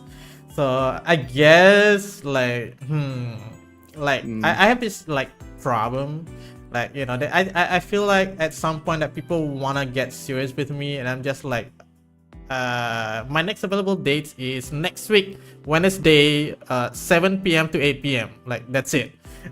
You know, so that's generally like I know it's probably doesn't apply to all VTubers, because I know some are not as packed, but my schedules are usually like packed. Like I have a day job like 9 to 6, and then I have to go dinner, and then I reach home at 8, streams at 9, reach at 12, start working for VGL stuff, and I'll be sleeping at 3, so there's literally no space in there for like other people. So just to give like an idea of what VTuber schedule is kind of like. I know not everyone's like this, but let's ask everyone what they think about this. Let's start with LT this time. Mwah. Busy schedule. Yeah, like how do you cope with a VTuber busy schedule, and like how do you think it can work in a VTuber relationship if they were Well, to I date? think if you're in a relationship, no matter how busy you are, you will allocate some time to spend with your partner, no matter what, no matter how busy you are. Yeah, True. really, it's not an excuse. Like, sure, I mean, they know, right? If you're a couple, they will know that you're working and maybe you have planned some streams, and then like you said, like maybe after you finish streaming, you work on like other things and just hang out together at a VC or something. I think that's actually good enough. That's how you spend time together. It's not like you don't spend time at all. Like, I'm busy. I can't spend time. I can't VC you today. But it really depends. Like maybe you're really tired and you need sleep. That's understandable. But that's why I think people does sleep in VC thing. I've heard of such things. Okay. I have never experienced it. Really? It's so comforting doing it. Yeah, maybe once. It's really comforting. Yeah. I think the partner usually, I mean, they don't mind that. They're actually satisfied with that. Like, just want to be in VC together. Just all asleep there. I can hear your snore or something. Sometimes they breathe The DLC. heavily. DLC. Sometimes the people breathe heavily in their state. It's not snoring. It's just you can hear like the breathing is, especially if their mic is close and you can hear it, and it's really soothing. It's like breathing ASMR, but from the person you like. Yeah, I think that's good enough. Yeah. Yeah, if you're not not in VC at all, that's when like it sucks, right? Yeah. That's why I said like what's what we did like the very start of the relationship. Yeah. We would just sit in the call. Yeah. All right, so let's send the question down to Aruri. So I know she's busy too. So what do you think of this? I've always had the habit of planning my schedules at least 1 month before. And I've had that habit. I think it was like trained when I was in an agency. Like I had to submit my schedules I had to ask for permissions, right? So I always had the habit of sending it, if not weeks, then but a month before. Now I still do the same, and that's why if people want to ask me for collabs, they have to ask me at least 1 month before. Yeah. I can vouch for this. yeah. Otherwise, the off chance is like, oh, maybe there is like one day that I'm like, oh, if you ask me, I'm free on this weekend, or someone canceled, but because I have my schedule all made up, I think that for me, it's not, instead of, oh, I don't have time for you, it's like, oh, I have made my schedule so that I have time to spend with you. Like, for example, if it's our monthsary or anniversary coming up, obviously I'm not going to schedule something on that day because I know it's coming up, right? It would be stupid and suicidal of me to like put the schedule on that day. So usually I would make it blank. Like, for example, if it's your partner's birthday, you wouldn't schedule a collab on that date. I would just say. Yeah, but because I have that schedule, it works out for me. But like what Edu-chan said, right? Daemon and I, we obviously were very busy. I had to do all of my thumbnails back then, so I would take a whole day. I would take a long time. And he obviously had a day job. Still has the day job, don't worry. We would just sit in VC and you would just hear like keyboards clacking.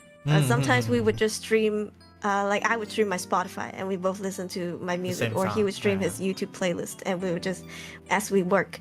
And even though we're not talking to each other, we are still spending time together. You know, it feels almost like there's an illusion that you're working next to that person, but obviously you're not, right? But I think no matter how busy you are, even if you're so tired from a long day of work, you can spare 5 minutes before you ultimately pass out to say, hey, I'm about to go to sleep. You know, like you make the call for 5 minutes, like, oh, I just had a long day, and like just to hear their voice and then go to sleep. Yeah. Yeah, I that's think me 2 minutes in.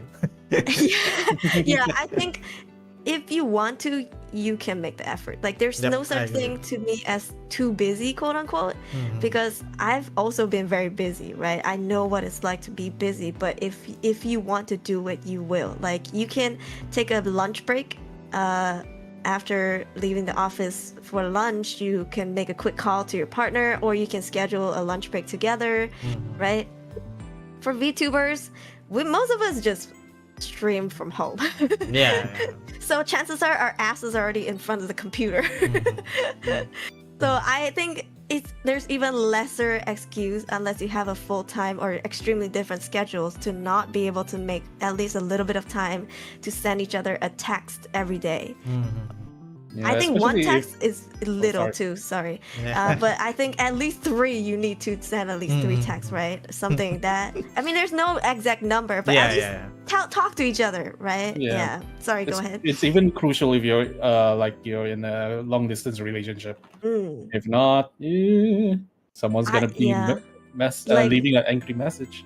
exactly. I don't think I've ever gone one day without at least sending a text with Daem. It's like, sure, we might not be able to get on a call every day, but surely we would have a chance to like text, you know? Mhm. Because you're trying to tell me when you're sitting in the toilet to use the bathroom every morning, you don't have time to send me a text. Like, what is your hand doing? You know what I mean? Mhm. Like, if you want to make time, you will. That's what I really believe in. So when people say I'm too busy, I take that as you're just not ready to be in a relationship, or I guess a long-term relationship, instead of like, oh, I don't have time in for you. Yeah, like I think if someone tells me I'm too busy to call you or text you at all today, like I'm too busy. If you confront them and their answer to you is that they're too busy, then maybe they are too busy to be in a relationship at this Yeah, point that in is life. actually Mhm. true. Yeah. Yeah, in general, just in general. Mhm. And that happens a lot, especially with young adults who just got a new job, right? Yeah. Or they're streaming, maybe their VTubing just took off. They have to stream Mhm. and schedule, make short content. So maybe they're too exhausted to be in a relationship at the moment. It's not even who their partner is. They're just in Yeah, general no not ready. longer ready. They can at first be ready, and then later on, who knows, they went viral, right? And then suddenly they've just lost the motivation to be in a relationship. It can happen, and it is hard, but I feel like that's probably a good time to let them go. It's not to say you will never get together ever again. Maybe when time gets more stable, you can get back together again. But I feel like if you have to constantly fish for someone's time, chances are they are not willing to make that for you, and you're better off without them. Yeah, Mm. the that's time. true. That's Yeah. true. That's true. Mm. Right, you want to add anything, Viri, or we're gonna move on? I think all that's been said is said by already. I think we can move on. All right. Guys, please check the Discord for a minute before we move on to the next question. So, Okay. so next question: VTuber dating challenges. Question number 7: interaction with other VTubers. So I'll give a bit of context on this one. Like, so as a VTuber, I think it's very common that you happen to collab with other people, especially people of other genders. So I think I quite see this happening quite often, where you know, like there's somebody's person A is in a relationship, and they have with person B, and they have to collab with person C, who is you know, a potential love interest. And that spiraled down to like paranoia and what do you call that, like blaming each other on like, are you cheating and blah blah blah blah blah. Like as a VTuber dating another VTuber, like what kind of expectation should we set, and what are the boundaries, or what are the things that you do to assure your partner, like is this just business, or is there like a rule that you follow? So yeah, let's talk about this, starting with Ari. I think this one differ. I think it depends on which stage of the relationship you're in, right? If you're freshly just in a relationship, it's normal, in my opinion, to like be worried and be jealous, when your partner spends time with someone else. But I think going into this industry, at least for me, I see this like it is my livelihood, is my full-time job. I will collab with people and work with other people, regardless if I have a partner or not. And this is kind of like what I said earlier at the very start, where it is not my job to hold on to my partner and hope they won't cheat. It is their job, right? So for me, I think even if it's way into the relationship and you are still really jealous that your partner spends time with other people, I think that is something you have to work on yourself to overcome. Because if you cannot give your partner that trust that they won't cheat on you, even if you get married later on and they, who's to say, have a female colleague, or I don't know, like somebody, like they talk to a realtor who happens to be the opposite gender or the gender they're into, you're gonna get worried too. And that's something that you have to work on, because you're thinking too much, honey. For me, I've always collaborated with hella people. And I mean, granted, I am pansexual. Like, I don't see gender in a relationship, so nobody's safe, right? Which can be a worry. yeah. Because usually people are platonic. It's not platonic. They're straight, right? So it's like, oh, if my boyfriend collaborates with a girl only, will I be worried? But if it's a guy, I won't be. But for me, I like everybody, so it's really hard to control me. It's like either I don't do collabs at all, just so that I could prove to my partner that I'm not a player, or I break it off, right? But for me, I would not go that deep into a relationship with someone who I feel like would not, who does not have that kind of maturity yet in a relationship. You know what I mean? Or the trust. Yeah, or the trust. Because for me, I date friends. I get to know people first before we get into relationships. I hardly date people that I've just met. Like, maybe there's flirting at first, but we would still be friends before I say, yeah, I will be your girlfriend, right? So I would have already known if they were clingy or possessive or anything before we even get in a relationship. But as for interacting with other VTubers, for me too, I admit, at the very start, I too was like, oh, you're spending a lot of time collaborating with this person. But at the same time, my partner is the kind of person who knows that if they, if he collaborates with too much with one person, that is not really respectful to me. And I do the same too. If I keep streaming with only one person, then that could seem quite sus, right? You can't blame the other person for sussing you out. Like, hey, are you, having something with this person? But again, also like what we said before, words of assurance, like affirmation, we just have to keep proving to the person that, hey, you're a VTuber, I'm a VTuber, but like, I'm not hoeing around. Like, that is your own responsibility to keep reminding your partner that they are okay to be with, like, they can give their trust to you. You know what I mean? Like, don't take that trust for granted. And I feel like girls, and I hate to say this because but the industry is like this. It's easier for girls to, I don't know, go around and be like, you're my waifu, you know what I mean?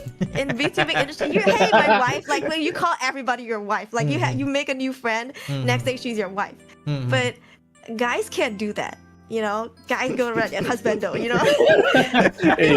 Yeah, like people, it's like toxic masculinity, honestly. They don't go around calling each other husbandos. I would love to see that someday, honestly. I feel like I can stop that. unironically. Yeah. Like for me, I call everyone my waifu. But because I call everyone my waifu, like I'm not, I don't know, fooling around with a specific person. If I only call one person my waifu, then I don't blame my partner for being like, are you know, cheating on me with this person? Like, and you can't blame them, honestly, right? But because I'm fair, I do it with everyone. So like, they don't have anything to. Yeah. They're just like, oh, okay, this is just another Tuesday. But yeah, I just feel like, I don't know, you obviously don't do those stupid things like flirt, you know, even though people like to banter. I think banter is funny. Like, that's what she said, that's what he said. Like, we always make these kind of stupid jokes.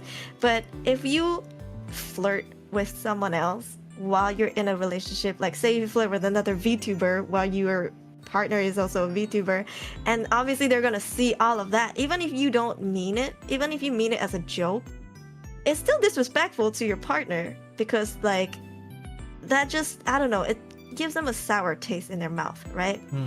So I would say it's not like you cannot make jokes, but know your boundaries, because now you're in a committed relationship and you want to respect your partner. So the jokes that you make need to have a line that you do not cross. You don't go like, you know, hey, you want to come over tonight? JK, you know, like things like that. Because at first it may be funny, like maybe once or twice, let's say. But after that, it gets old. And your partner's gonna get annoyed. And like, can you just like stop talking to your friends like that? Because I feel disrespected. You know? And it also starts to get hard to tell, right? Like, Yes. And I'll be honest, being a girl on the internet, even before people didn't know, and even after people knew, before and after people knew that I was in a relationship, I'm telling you, just like the VTinder thing, people just still keep trying to riz. And I personally don't reply to DMs, but I can tell when people start a message trying to get it on. And it is my job to just not respond. Like, I obviously see it and I acknowledge it, and I'm like, okay, this person is, you know, a horn dog or whatever, but it is my responsibility to not reply. I don't expect my partner to be like, hey, don't reply to that person, because I know not to do that. Like, I know I don't want to play with fire. But it's just, the sad reality is sometimes people will still approach your partner, guy or girl, knowing well that you're in a relationship, just because they are hoping that, you know, I don't know, for some chance that they could have with you. And it is entirely up to your partner to push that person off in whatever way they can. Yeah, so I've seen the M have people go to his chat, like VTubers go to his chat and try to flirt with him. Obviously, I'm pissed, but not at him, because I'm pissed at that person, you know? Especially after, if I knew that they knew that I was we're in a relationship. I would have been like, that's fucking disrespectful. But ultimately, it is his job to, like, you know, get out of that situation however he can, and vice versa. Like, I do the same. So just, if you are a VTuber and you're in a VTuber relationship, keep an eye out on your partner's chats, guys. Because sometimes people still riz. It doesn't matter if they know you're in a relationship or not. And also keep in mind that there's this theory where, can you date an actor without feeling jealous? Because you know it is their job. They have to act with the opposite gender. They have to make out. Sometimes they make provocative scenes for their job. Can you handle that? You know, people all want to date, I don't know, like handsome people, pretty people, actors, freaking Megan Fox. But can you handle it when they're making out with someone else for work? I don't know. So like, think about this before you get into a relationship with a VTuber. All right, so let's pass the question to Viri. So like, what do you think? You got anything to add on? I'm trying to put myself in a position where I have a VTuber girlfriend. Okay, Yeah. so if that's the case, let's see. If I see them like interacting with like a lot, okay, oh god, a larger, much more popular male VTuber. Mhm. Of course, I'll Hey. feel intimidated at first, but of course, a slight jealousy there. But at the end of the day, I think judging, I can judge from their, if I can judge their how the interaction from my point of view. At the end of the day, it's just them doing entertainment for the viewers. You know, it's not something to get jealous over that easily. Maybe at first, but eventually you build up like enough resistance to it. You start seeing it in a different way. In the end, yeah, like I said, they're just entertaining viewers and not like actually flirting in front of you, because that will be, your partner should know that would be very, very disrespectful to you, to me, or whoever the hell they're dating. Yeah, but I think, like, sorry, just to cut in real quick, I think we're still in this stage of life, although LGBTQ is so huge right now. But I think it's still hard somehow, especially for Asians, to grasp the concept of platonic friendships, you know? So just because your Oshi, for example, your female Oshi is streaming with a male Oshi, it's hard for people to be like, oh, they're just friends. Because, like, if you look in the forums, people are like, oh my god, my Oshi just streamed with a male VTuber, or a male, I'm gonna unsubscribe. Yeah, they're like, oh, I hate it, I'm gonna, you know, send hate to that person. But I think people should get used to the concept where people can be friends. Like, I'm chilling with like Apex, I'm chilling with BD, like we're friends, you know. And it's now it's becoming more of a norm. And it's definitely easier on indie VTubers than agency VTubers. But I think if you're a VTuber, just understand that, you know, they're just two people working together. Look past the gender, you know? You will save yourself a lot of heartaches. Yeah. Yeah. I mean, if it's opposite gender, that's okay. Sometimes, if it's like just two male VTubers like just flirting with each other, everyone knows it'll just be a bit or something like that. Yeah, it's a gimmick. Until it doesn't. Oh my god. Sushia, we know, Sushia, if you're in the chat, just know that everything we've done is a bit. Sushia's like, really?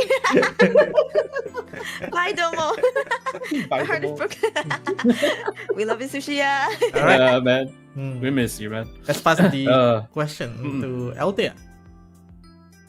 Interaction with other VTubers. So being a VTuber and interacting with other VTubers, I think it's a common thing to, okay, maybe like you do see VTubers you know, being flirty sometimes, and I think sometimes as a joke, as a content is fine. You know, you should know your limits on how much of flirting you can do. Of course, like I already said, you know, you're in a relationship, you try not to like be over, and if they understand, like they know, you know, like being a VTuber, that's how you make your content, that, or like maybe the other VTuber, that's how their personality is. That's how they entertain their viewers and chat. I think to a certain degree it's fine. I think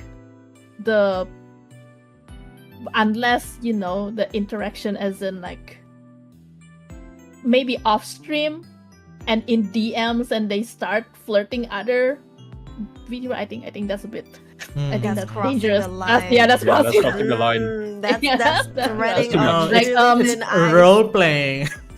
Oh, geez. I think if it's just, you know, even on stream, like be it by like other VTuber, male VTuber friends, like sometimes like I already said banter, or like even just flirting, like, but we know we're like joking, and sometimes we do mention it on stream as well and tell that to the chat. It's, you know, it's just, you know, just we're just friends and we make this kind of jokes sometimes. So we do say that, but yeah.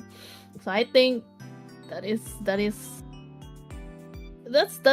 just the kind of things VTuber, like a lot of VTuber does. Like, I'm not saying all, is some. That's why I know some VTubers like are strict and, you know, say like no flirting at all, even just for fun.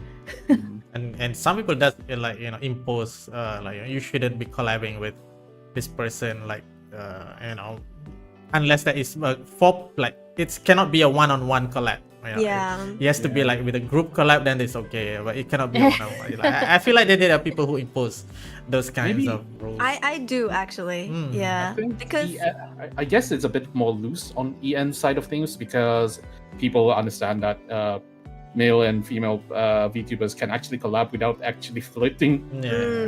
Yeah, it's actually okay compared to Asia. Asia. Mm. Asia is a whole different breed of fans. I see. Yeah. Yeah. So like I do impose I do impose on those rules, but I think so far only one person with them. You know why? Okay, he did say he's quite dense in the chat, right? Mhm. And he is sometimes. But he's trying his best, bless his heart. But let me tell you, okay, because I don't usually do this. Usually, like I said, it's not my job to tie them down. You know, if they want to cheat, they would. But it's more like because he didn't know that this person was trying to get with him, but I could. And you know, like just Built it's intuition. normal to just, I don't know, playfully banter, and it can cross easily into like mild flirting with someone else. But when I see that happening with someone who's like clearly showing interest with him, but he's too dense to see, I will tell him like, I think this person's trying to get with you. You should keep a distance because that person might think you're giving them an idea, you know, the wrong idea. Like they think they might think you're giving into their advances.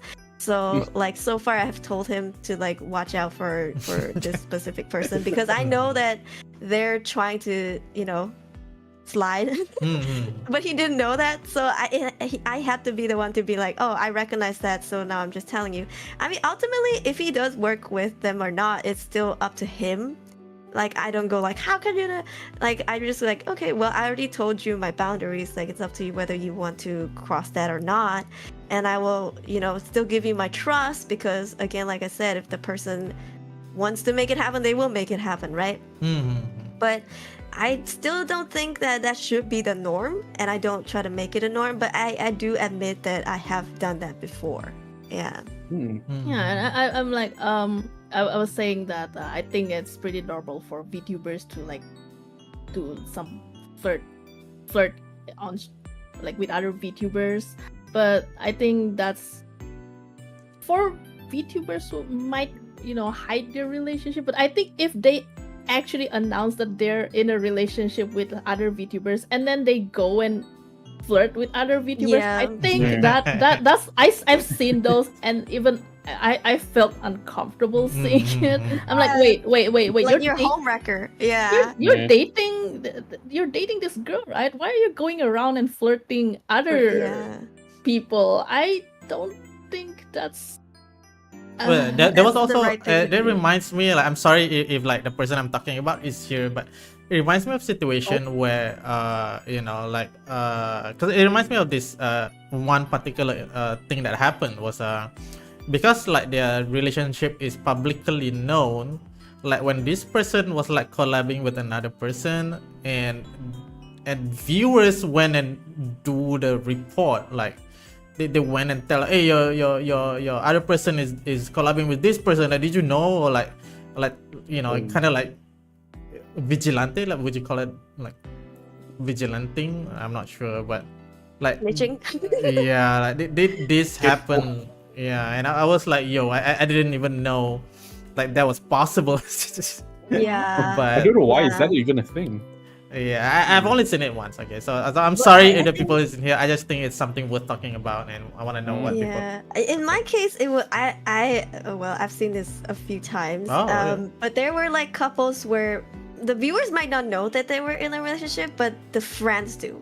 Like the friend groups do. So VTubers would know that they would be in a relationship, like they were in a relationship, but viewers don't know. So VTubers do, right? And then to see that person who's in a relationship actively flirting with other Oh, people yeah, and then yeah. gets flirted back, the fans might think, oh, it's gimmick, like it's funny, but people who know can see that, and I just slowly felt my respect for the person just like Yeah. slipping away. Would you rat on that person, Ari? Sorry? Would you rat on that person? Like, would you immediately tell? Oh no, I'm telling you, especially for this one I'm thinking about, it was I'm sure that their partner have seen that. I see, yeah, I see, like I see. I mean I already knew they fought a lot, but I'm sure they've seen it because the other person was not shy about it. Like was really actively on Twitter just flirting with everyone. And the other person, there's this one specific person who likes to flirt back hard. And you know what's worse? This third person, right, also knew that they were in a relationship. So that to me is like instantly I just lost respect for two people It's not in this even one a situation, you banter know? anymore. Yeah. So I don't know, man. It's tough. Yeah. All right. So I think that's it for the current set of. Let me check. Okay. Up next, we'll have a topic on parasocialism, but we're gonna take a short break. If you need to go to the toilet or if you need to hydrate, refill your waters and stuff. So we'll take a quick 3 minutes, 5 minutes break, and we'll be right back. I'll be reading up the marshmallows you guys been sending me and filter it out. So we'll be right back, guys. Don't go anywhere. Okay, be right back. Great.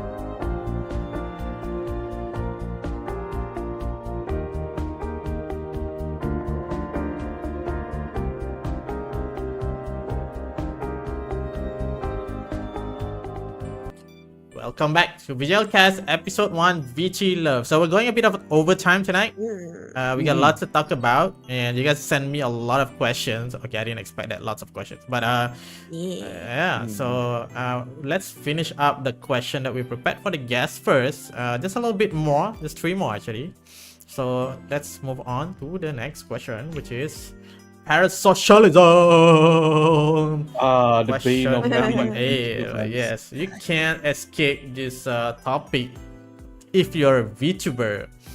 So what is parasocialism? So for those who doesn't know what it means, parasocialism is when a viewer, a fan, loves a streamer, a VTuber, or someone too much that they expect the person to be theirs. Like that. It doesn't have to be a VTuber. Like it could be in the context of an idol. It could be a context of a actor. Like just because like you love them so much, like you expect them to not love anyone else, and you project your idea of the person towards them. So that's what parasocialism is. And let's talk about what is the boundary for the fans for you. So I want to like be a bit more specific here. Like what is the boundary for you? So let's start the question with Althea. Can you answer first? Me? Never started with Apex. Of Come on. course, I'm the host. You go first. What is the boundary for me? I actually never really thought about it, but for me, like I have like a finite amount of shit. I can't find a better word for it. A shit to give. Like I have a very finite amount of shit to give. So like if you like takes up more than the amount of shit I have to give, like I just can't give it to you. So that's it. Like you're free to like, you know, project, like the viewers are free to project their love for me, but like I can only give so much. Like that's about as much I can give, and that's it. Like even if you ask for more, like I just can't, and that's it. Like, you know, mainly I'm just busy, or I'm just not bothered to do it. But I understand, you know, it's a very different thing for male and female, like to put it simply. But the thing is, like I don't think I've ever felt this situation where the fan is going overboard for me, or too much, but other than that, I think it's just that I feel like, you know, people making advances on me will be not really parasocialism. It'll be a different topic altogether. But yeah, that's it for me. Like for me, the boundary, there isn't really a boundary, but there is a limit of shit that I give. Okay, that sounds really bad. Like there's a very finite amount of effort that I have left for other people. Okay, so not saying that I don't love my viewers. I love you guys very much. I love everyone so much. You know, but there's only so much. But there's only so much I can give. I barely have time for myself. Like I want to play games on my own too. I wanna, you know, sometimes people like was expecting that I stream. Some people expect that I to be in a Discord video, expect me to play with them. It's just that I don't have these luxuries of time, and just because, you know, I play games on my own doesn't mean that I'm free. I want to play games on my own. You just left the game on. Yeah, like I don't hide that I'm playing games, but at the same time, like, know that I'm choosing this game over like anyone else. Yeah. But that's really valid, because you're just someone who treasures personal time. You're just like me. I mean, especially, you know, for someone with a 9-to-5 job, it's like I need that recharge. I need the that de-stress. Yeah, that de-stress. Like I always stream exactly 2 hours because I want to turn on play my own games. I want to open up the same damn game I played every day for like 1,000 hours. Yeah. All right. So can I throw the question back to Althea? What is the boundary for the fans for you? I feel like I'm kind of bad at this, but I always try my best. I always just like I talk to my viewers so much, and I just say I'm not even sure what my relationship with viewers are. I just say we're just, I'm just a VTuber and you're my viewer. I'm scared. I'm scared of even like making friends, so I don't want anything. I just want this, I just enjoy this. I love you all as my viewers, and I hope you love me as a VTuber, as your a streamer that you enjoy watching, and that's it. I hope that's continue to be like that, and please don't ask for more. I am very scared. Yeah, it's a really scary feeling that you can't explain, All right, so let's pass the question to Viri. So what is the boundary for the fans for you? I think I saw someone's mention collab begging or collab hating too. Collab hating, I think that's what's collab begging, collab hating? Maybe I'm not familiar with this term. Collab hating is like the fans don't want you to let's say, okay, I think it's rather common for the female VTubers. Oh, yeah, basically the opposite gender. I see. Begging. They want you to collab with someone. Is that? Yes, basically like that. That, or I guess they want to do like play-alongs. They want you to keep playing with them. Something like that. But what really crosses boundary? I think for me, if they just like, I never felt any parasocialism from any of my viewers before. BD gives out the big bro energy, like the guy next door. Yeah. But then, if I were to say a boundary, I guess the worst thing I can say is, like, let's say if I have such a thing as a parasocialist fan, is collaborating and actually sent like go kacau my the collab member that I collabed with. That's the worst kind of fan I would actually can I say exile or just ban straight off my chat. They exist. That's the worst part about in this VTubing industry. There are people who they think they get to have the say that and dictate on what we supposed to stream and what we're supposed to do. That it's so common especially with agency VTubers. It's almost sickening to me, to be honest. I remember seeing one of my friends. Oh wait, you're one of my friends here. We're not going there anymore. I think it's old news as balls, but yeah. But I got Shrimp said I got a VD shrine in my bedroom. Get what? But I'm okay with that. I'm actually okay with that. If people doing it out of irony just for that, I'm actually pretty cool. I think shrine is fine because it's more like you're worshiping it like a god instead of like I made a shrine for us to get married. I think shrine is more like a worship. I think if it's more like you have to marry me and only me, then it's like Yeah. I mean, I have a shrine of Aki Rose from Let's go. Let's go. Based, man. But yeah, social fans can be very scary. Let's pass that to Aruri then. So what is the boundary for the fans for you? I think for me, just like Viri just mentioned, right, I do have personal experience with parasocialism. But before we get into it, I will say I was one of the people who was quite parasocial. Not as a VTuber, not two VTubers, but when I was younger, I was quite parasocial with my idols. Oh my god! It's so same for you. Yeah, I grew up with the J-rock scene, J-pop scene, and then after that it spiraled down to K-pop, and then from there it was just downhill. My oppa, my onnis, like nobody can date them, only me. I would fantasize about marrying them. Like I wrote fan fiction about us and things like that. So I know what it feels like to feel parasocial.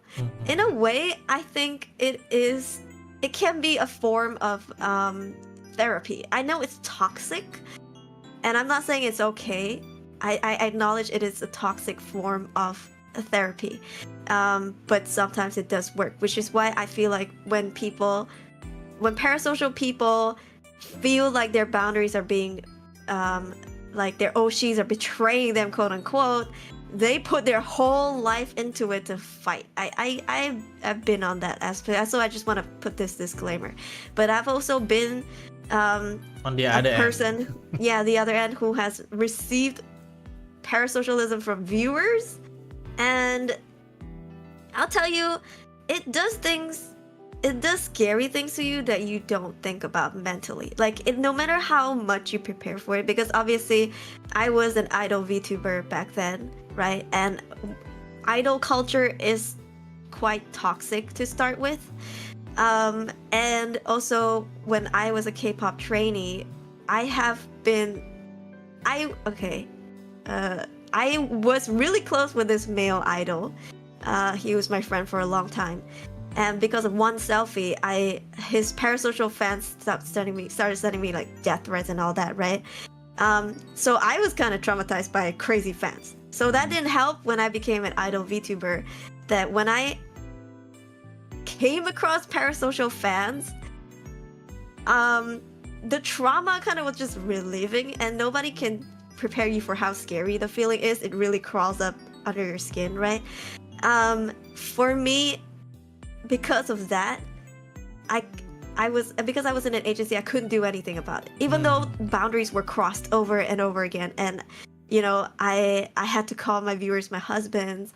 I mean, for a while it was funny, but then people started to really believe in it, and that was really terrifying. You know, and I couldn't. I was just not in the place to push viewers away. Like, I had to meet viewer quota, all that, right? So I couldn't have just gone like, oh, you're parasocial, please stop watching me, because I would have gotten in trouble with my agency. But in this life, I would say now I can establish boundaries clearly.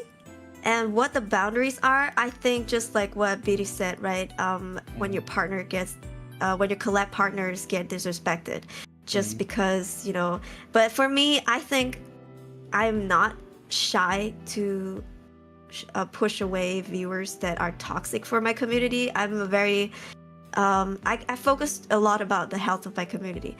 I am not afraid to kick someone out of my server or ban them entirely, no matter how long they've been subscribed to me, for as long as they disrespect me, you know. After I've given them warning, like, they should know better. As a matter of fact, I get even more angry when old viewers, especially those who have been with me for a long time, to cross those boundaries. I feel even more hurt by them, because they should know better, you know. And because I have shown my viewers that I'm not afraid to do that, even with long-time viewers, that they now are just like, okay, we can't mess around. But sometimes I still get, especially new viewers come in, and, you know, act really creepy. I mean, I know my model looks provocative, I get it, I like her this way, I mean, I made her this way, so, you know, I fully prepare for people to lust over her. But I think when they keep trying to push it, even though I tell them a few times, because, you know, sometimes people make jokes and they're bad at jokes. Some people are socially awkward. No, some people are socially awkward, they make jokes and it's bad. You can't immediately be like, oh, you're being creepy, because maybe they're just trying to make a joke. I try to, like, you know, playfully and in a more gentle tone be like, hey guys, or like, hey, you know, don't make jokes like that, because I'm scared of parasocial, you know, I'm in a relationship, you know, I don't want you to think the wrong way. But if they still continue to, I guess, like, ask for advances, or like be really creepy, or keep trying to get my attention more than the regular people, that's when I'm like, that's you crossing my boundary.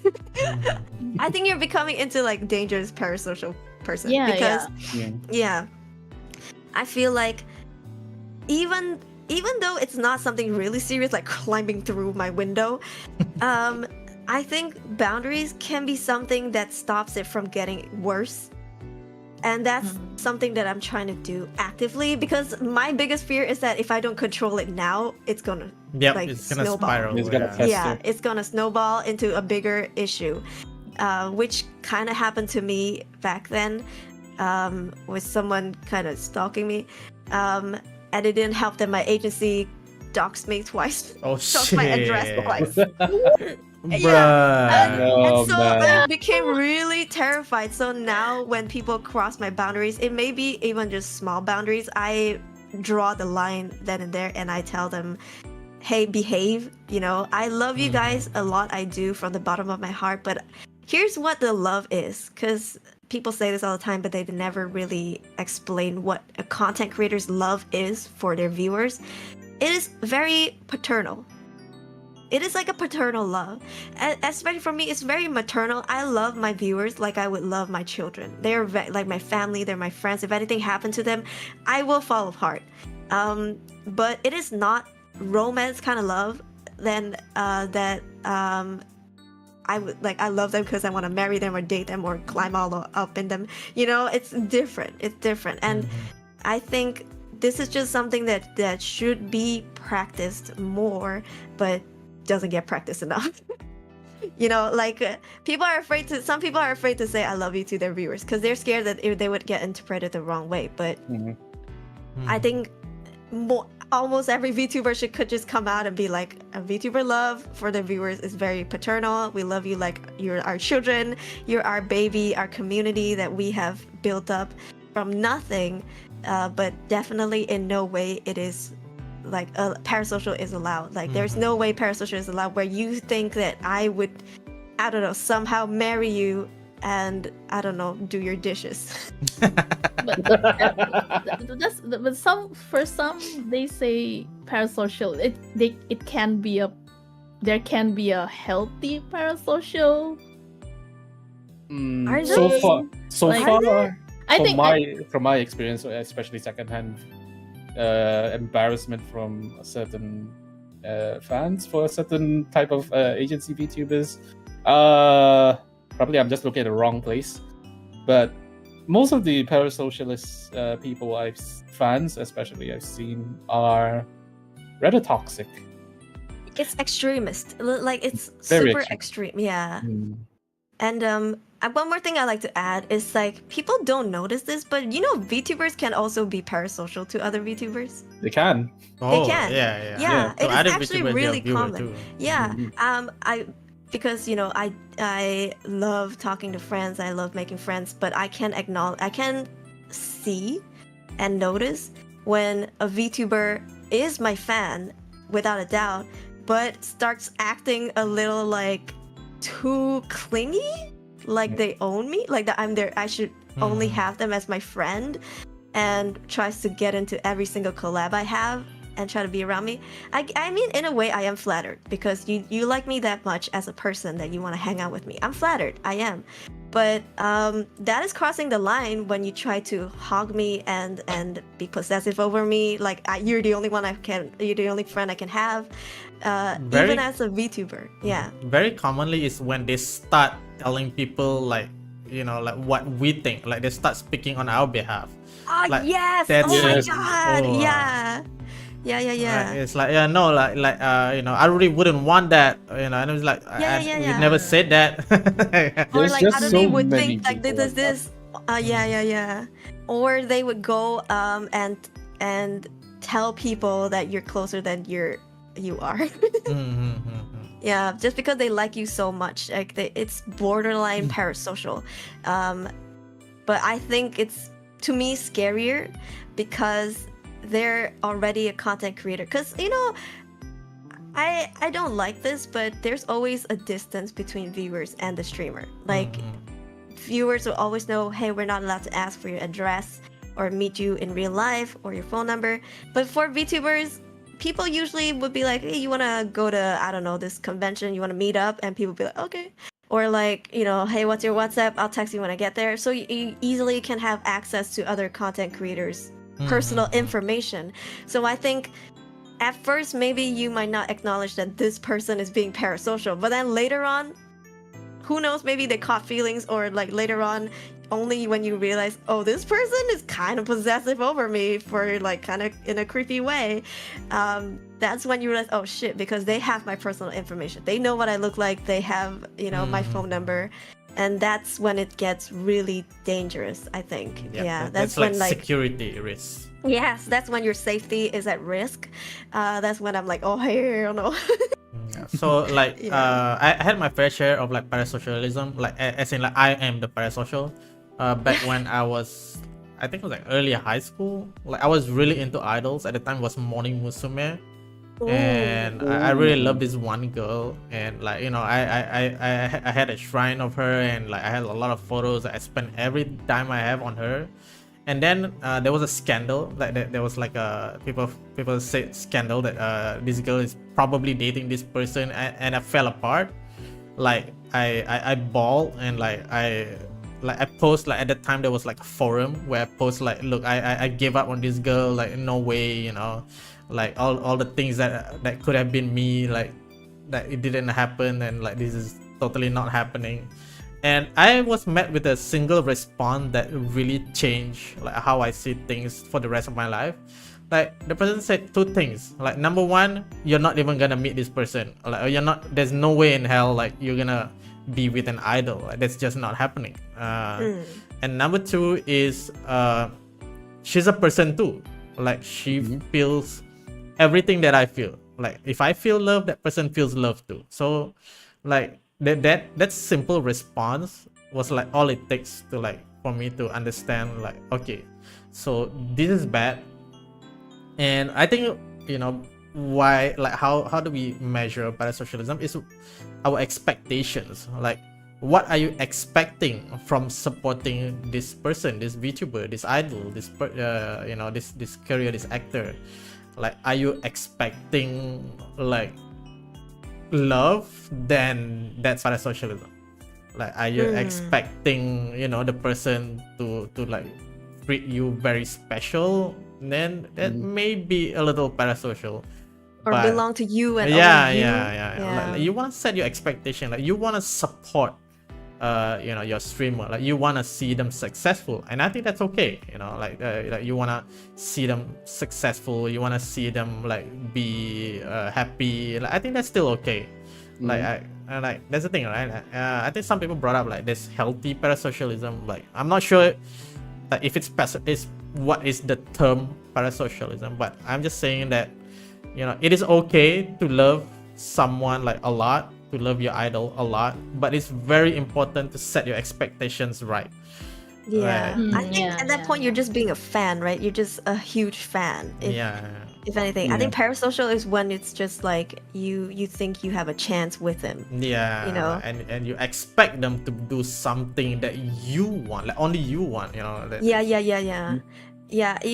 Can I give you guys some K-pop insider tea? Go ahead. You know, I always love only tea, on VGL Cast, guys. So I've had this talk with this quite popular K-pop group when we were drinking, and you know, they were suffering really heavily on how their viewers are predominantly teenagers and working women, and how they all have parasocial I guess expectations of their idols.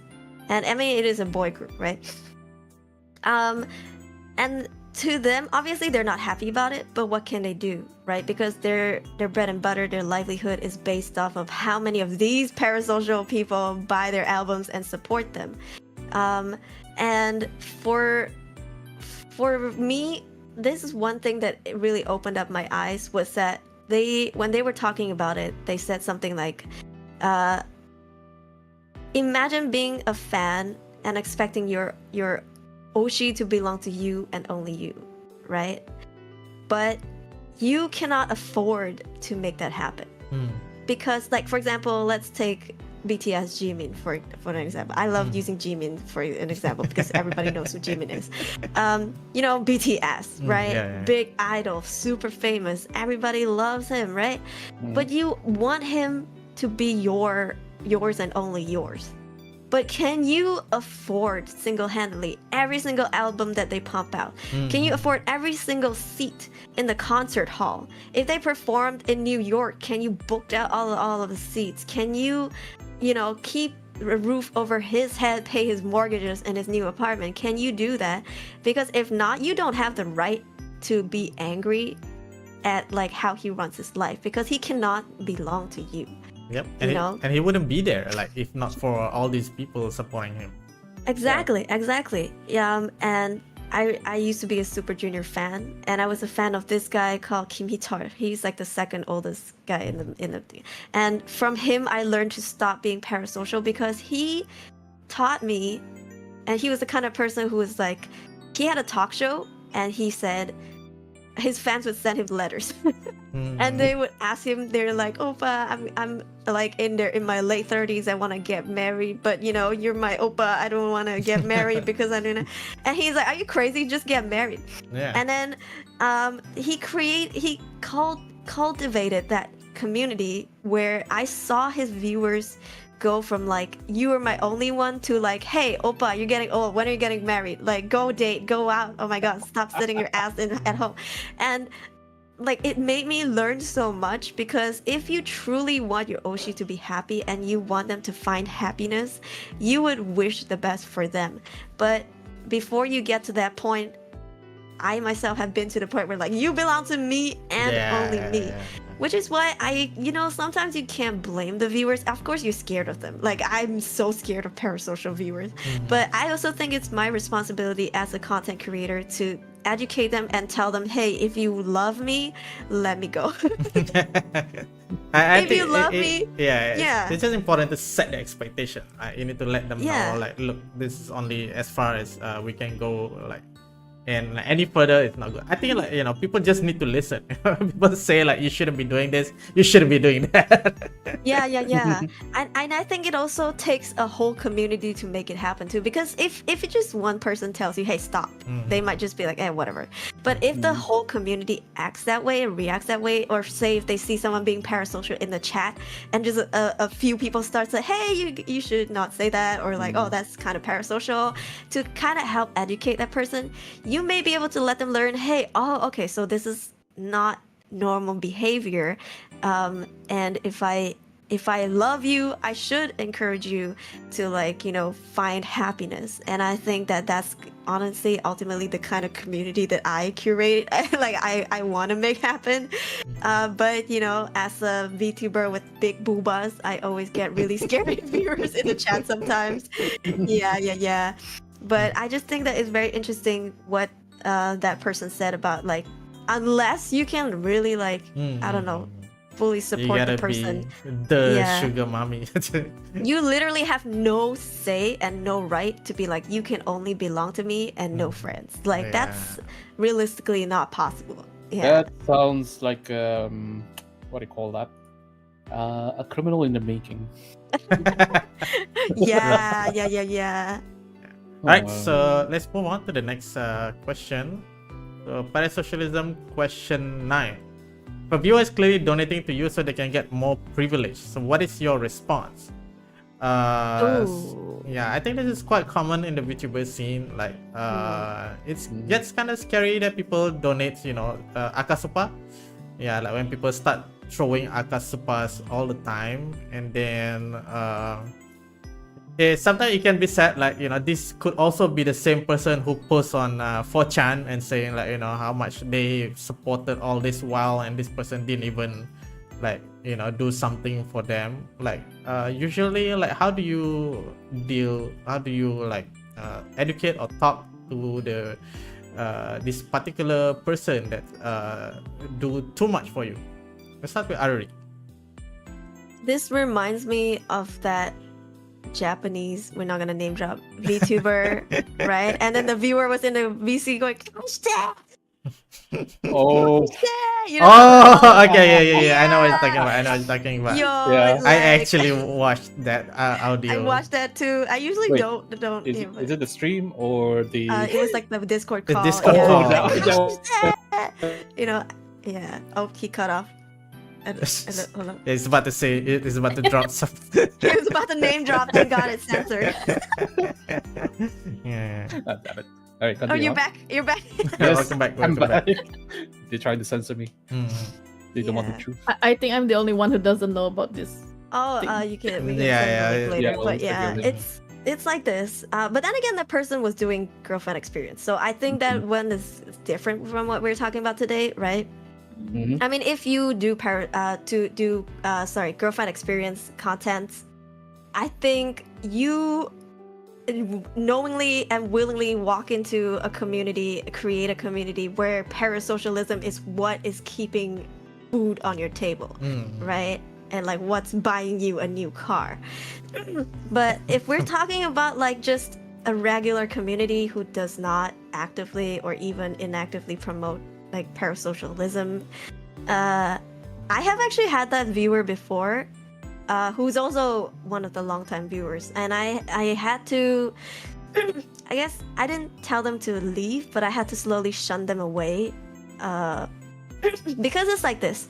You get the vibes when they buy you, I don't know, like a device, like a Nintendo Switch or whatever, like something that costs a lot, and then they start to act like they can tell you what to do or like how to run your life, just because they bought you something.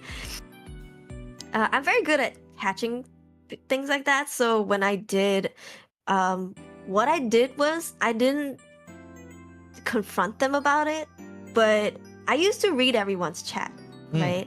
And I still do, but I slowly started to not respond so much to that person in the chat, and slowly start to filter my replies to be more clear and transparent and less misleading or show any sign of false affection, because I feel like that would give this person the wrong idea. So that was like one of the first things that I did was like, okay, I keep my distance, and I be clear with what I say and constantly clarify so that they won't take that and run and think like, oh, she loves me, you know, and let that snowball, because I'm too scared of that. Yeah, but for somebody who streams full-time, this is my full-time job. I rely heavily on donations and memberships or subscriptions to make money and pay my bills every month. It is hard to turn people like this away, but luckily I've curated my community to the point where like parasocialism is frowned upon, so I don't have that many of them like that. But if I do, I think I would still do the same thing, where I would start to give them less attention, not no attention, but like lesser than people. Yeah, so that they don't take it the wrong way. Eventually the person stopped coming as much, but they still were watching and lurking from time to time. And I think that's better than they having the chance to demand things and I guess be more bold in what they want from me. Yeah. They always creeps out slowly, right? Like they demand like a small thing at Yes. first, and then they'll more Yeah. and more. And like it's like they constantly hold it over your head, right? That hey, I bought you this thing, or I got you this thing, or I contributed to this gift that is really expensive, so you know you should pay more attention to me, or like give me more attention, like read my things first and things like that. Listen, I'm very equal and fair with my community. I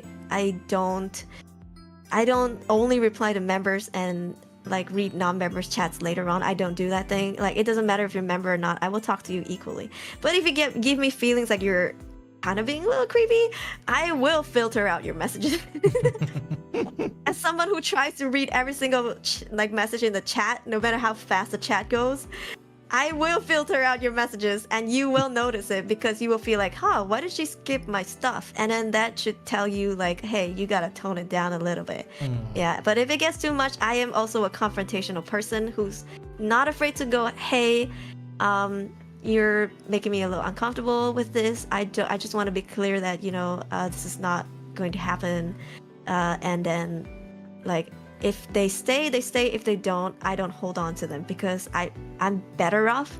My community is healthier without me trying to cater to these kind of people. that would potentially ruin the community that I worked so hard for.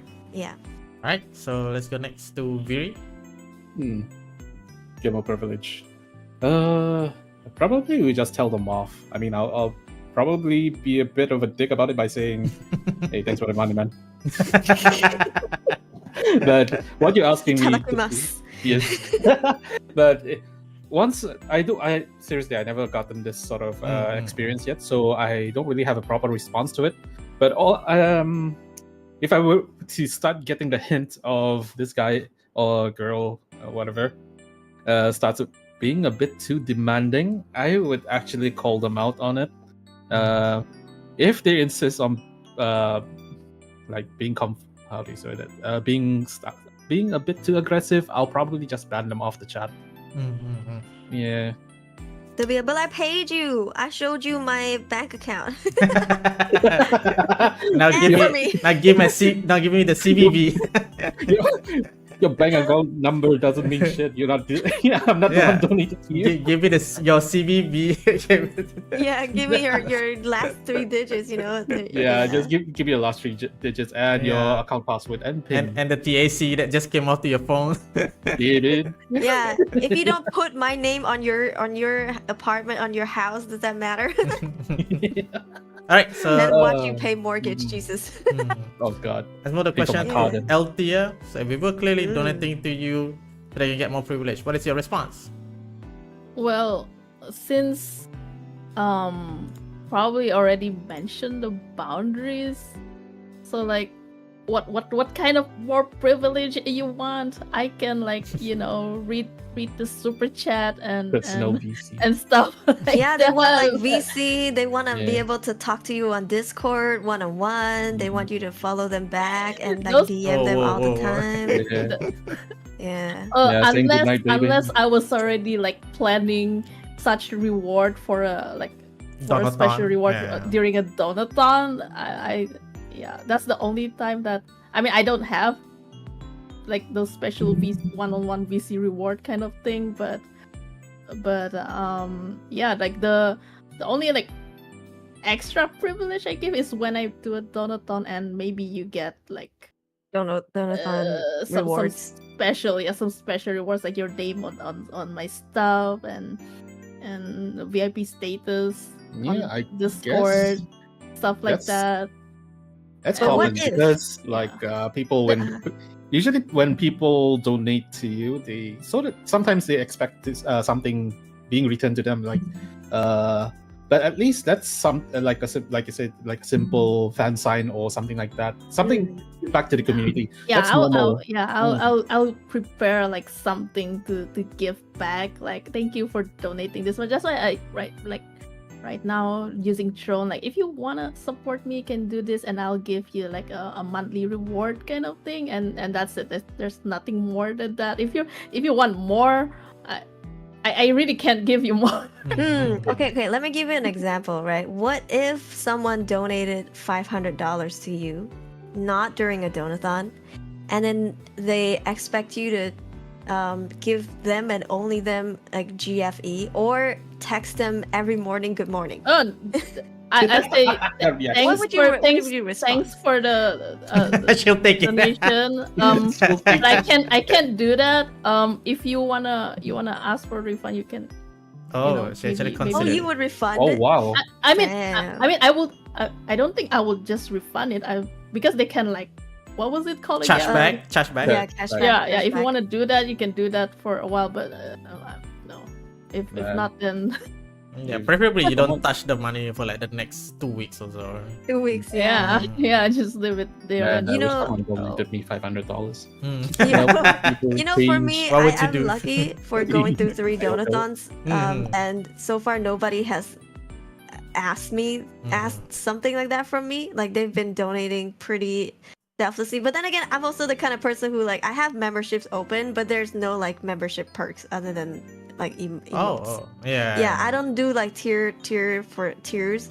You know how there's different tiers, and then if you join member, you get every month you get 1 membership. I don't even do that because I at the very start have already told them, if you donate to me or if you join my membership, it is purely out of because you want to support me.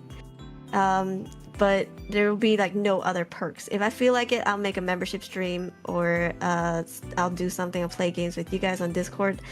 But I think I've made it pretty clear at the start. So if they join my membership, right, and they want something special like a voice pack in return, I would be like, you should rewatch my video where I say that there's no special perks unless I feel like it.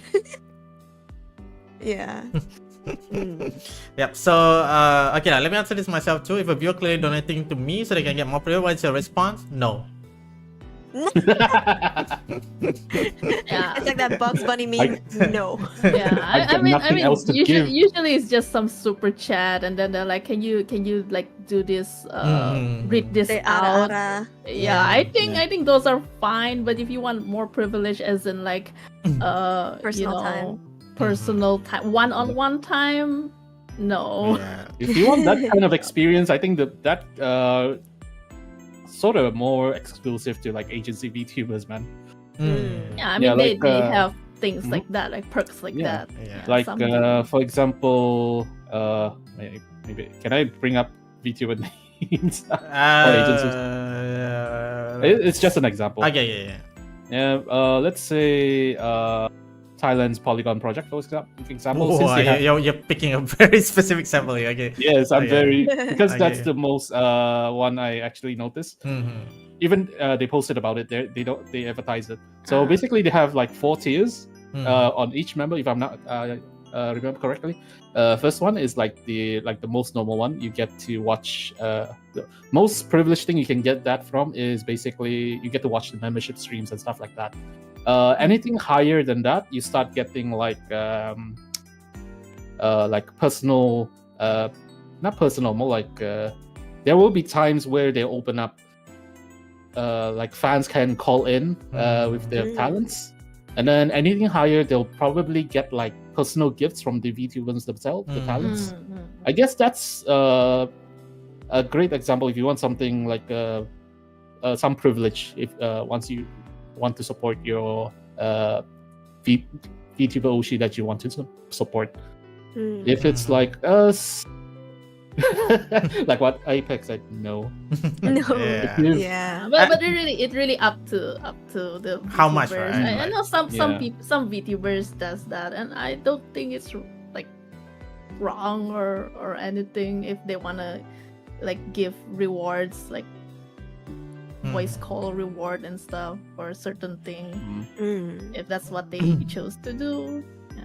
Like for Right now, me, it's just- yeah, I'm a quite materialistic. Like I think there are many things I would do for money. I just think like there's a lot of things. There's a price to everything. At the Yeah. right price, I would do it. But like if you would want to know whether I would do it for that price or not. Like I think that would be the proper what do you call it, SOP.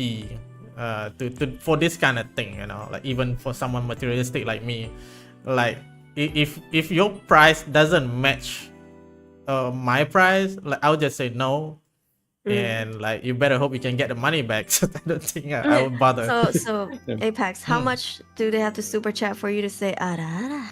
Okay, I think that's okay. I think that's like 10 ringgit, guys, quick. okay, that is too cheap. But 50 ringgit, guys. yeah, 50 ringgit. I mean, I'd do. if people donate me like what 10 USD or something, I'll probably just release a voice pack. Release the voice pack after Yeah. Well, donating I think it's $10. fine if people ask me like how much would I do for a certain thing, and if they really paid for it, I guess I'll respect it. Like I wouldn't lie it out. Yeah, but I would do it. yeah. Look, money is money.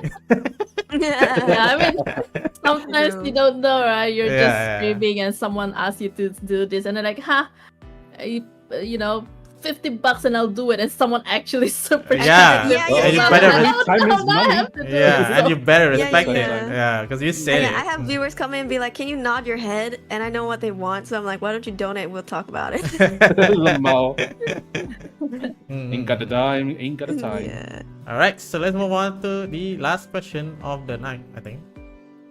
All right, so parasocialism question number 10. Is a viewer-VTuber relationship impossible? Is a viewer-VTuber relationship impossible? Let's start with Viri this time. I feel like it's possible. but that depends on how I view it, how it happens. Because there are cases where like VTubers would actually date their top donators. Yeah, there are cases like that, but nobody talks about it in the open. But they do know it. Yeah. Honestly, I would say to happen, it's possible, but to be in a lasting relationship, it's honestly, I think it's impossible. Because, well, if you're the cash cow, man, don't do that shit. Yo. Damn, harsh You're truth. dating a gold digger. Yeah. That's true. Well, it's just my opinion. Disclaimer. It has nothing to do with it. Yeah.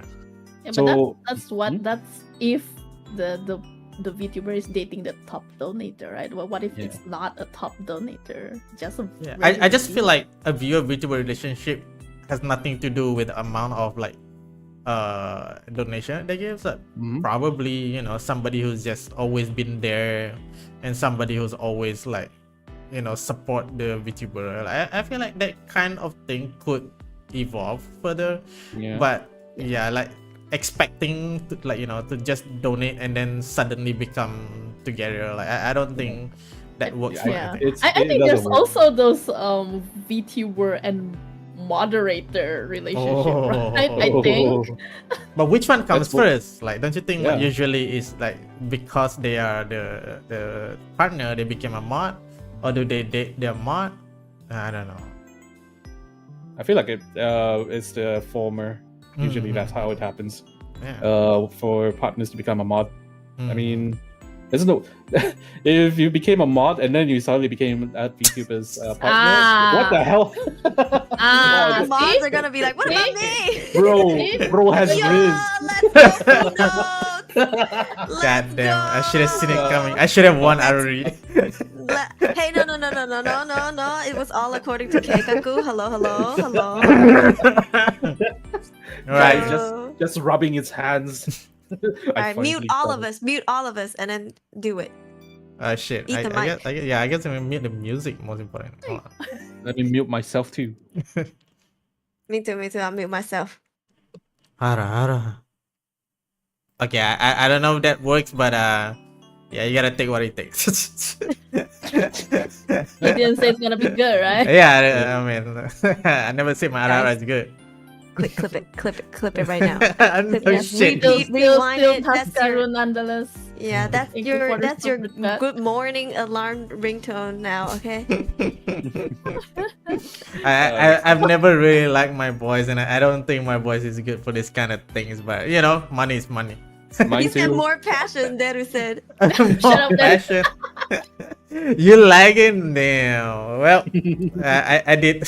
We can't hear it. Hear it? Bro, he ain't no way. Ain't no way. Your mic censored you, Apex. Ain't no way.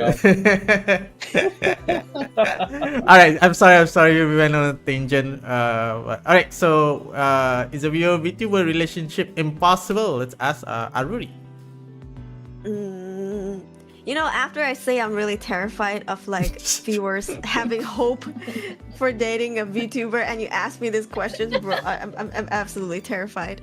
Honestly, I would say it is possible.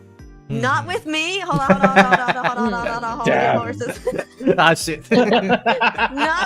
I'm so scared, bro. No, I'm so scared. I'm just joking. Because it doesn't work with me doesn't mean it's not gonna work out. Okay, elsewhere. Okay, just please don't do that in my house. Not in my house. Okay. But I have actually had a few friends that date their viewers, and one of them actually, surprisingly, like what you said, did end up dating their mod. So their mod was a fan first, became their mod, and then they dated. And the other mods knew, but they were very supportive because this person was really good at curating their community as well. So it was not like a crazy parasocial one. So the mods were actually quite chill, and as a matter of fact, they shipped them together. That's sweet. Yeah, and I think they've been together for a couple of years now. So it's still I would say that's long term for like, you know, VTubers. That is Yeah. true. Right? I'm gonna drink to that. Cheers to them. Cheers, Hell cheers. yeah. Cheers. But you know what? I think it's just like what I said before, it's more like can you date an actor, right? When you date a VTuber, you have to think of something like your VTuber may flirt with other content creators for content as a gimmick. It's not even real. Like maybe your waifu, where she can go around calling other people like waifu, and like be like marry me, you know, or do like a marry roleplay stream or something that. And you have to be okay with it because that is your partner's line of job. So before signing up for that, you already know what you're signing up for, okay?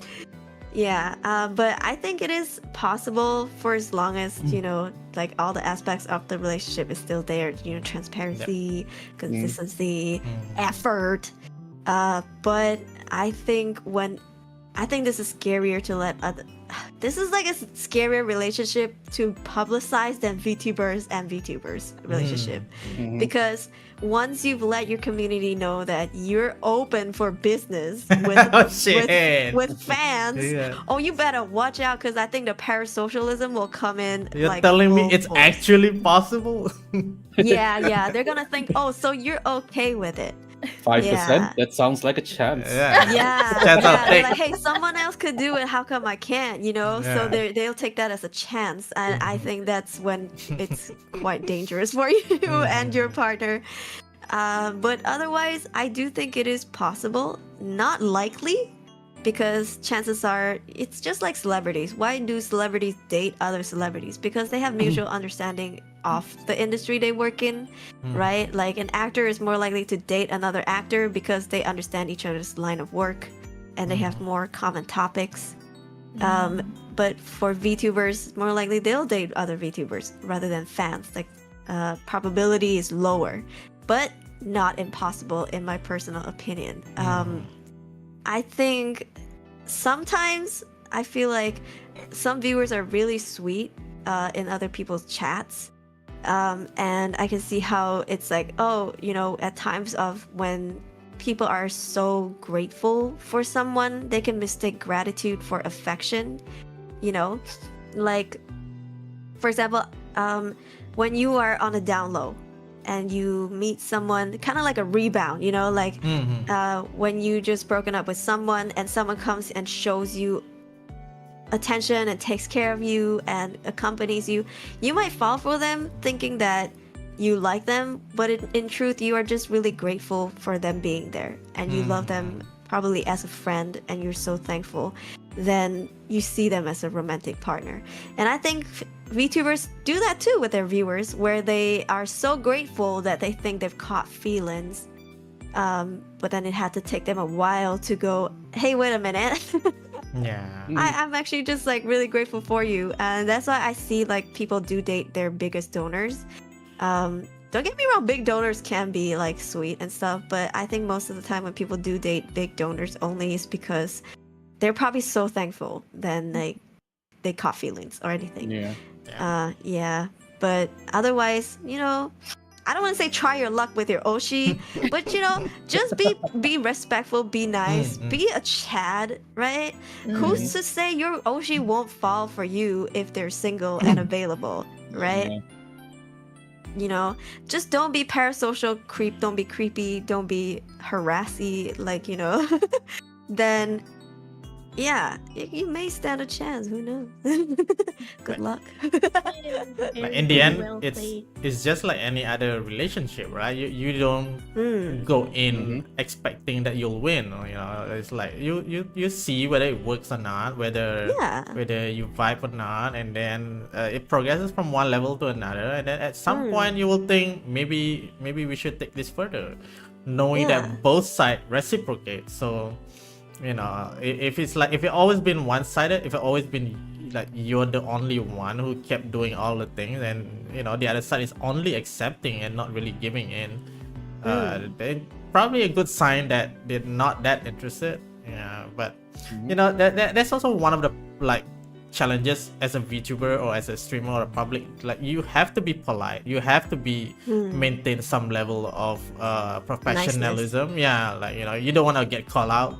At the same time, yeah, like if you're firm, like Ari always very clear on her boundaries, like it's a lot easier to deal with this. But sometimes people are just being really nice, and it's harder to figure that out one out. But yeah, let's ask Althea this question: is a viewer-VTuber relationship impossible? Like, I think all of you said it's not impossible. It's definitely not impossible. But if the VTuber clearly said that don't expect anything from them, then please don't expect anything. Yeah, because any chances from them. Okay. Yeah. Okay. Yeah. But yeah, generally I don't think it's something that's impossible. I've seen some that happens, even like okay, not VTuber, but like cosplayer, like some cosplay idol have a really huge fan. Like there's a big fanboy, always supports her, and then they ended up dating. So it's not impossible. Okay, some people think that it's impossible, but it's not. But yeah. I can feel the guy just carrying the costume as that bags around for her. But yeah. Costumes, bags, water bottle. Oh, shit. I can feel my girlfriend getting me that shirt It's already. Dating cosplay girlfriend, you need to carry all those stuff. But dating a VTuber, like I already said, can you handle it? Can They you have to handle it? do all those role plays. They're not technically. They're everyone's idols. They're everyone's VTuber. Okay, the VTuber has fans, and the VTuber need to entertain so many of these other fans. And are you okay with your partner, your VTuber girlfriend or boyfriend saying "I love you" and giving kisses to other people other than you? Are you Other okay viewers? with it? Yeah. Yeah. if you want to date a VTuber, you need to think about that.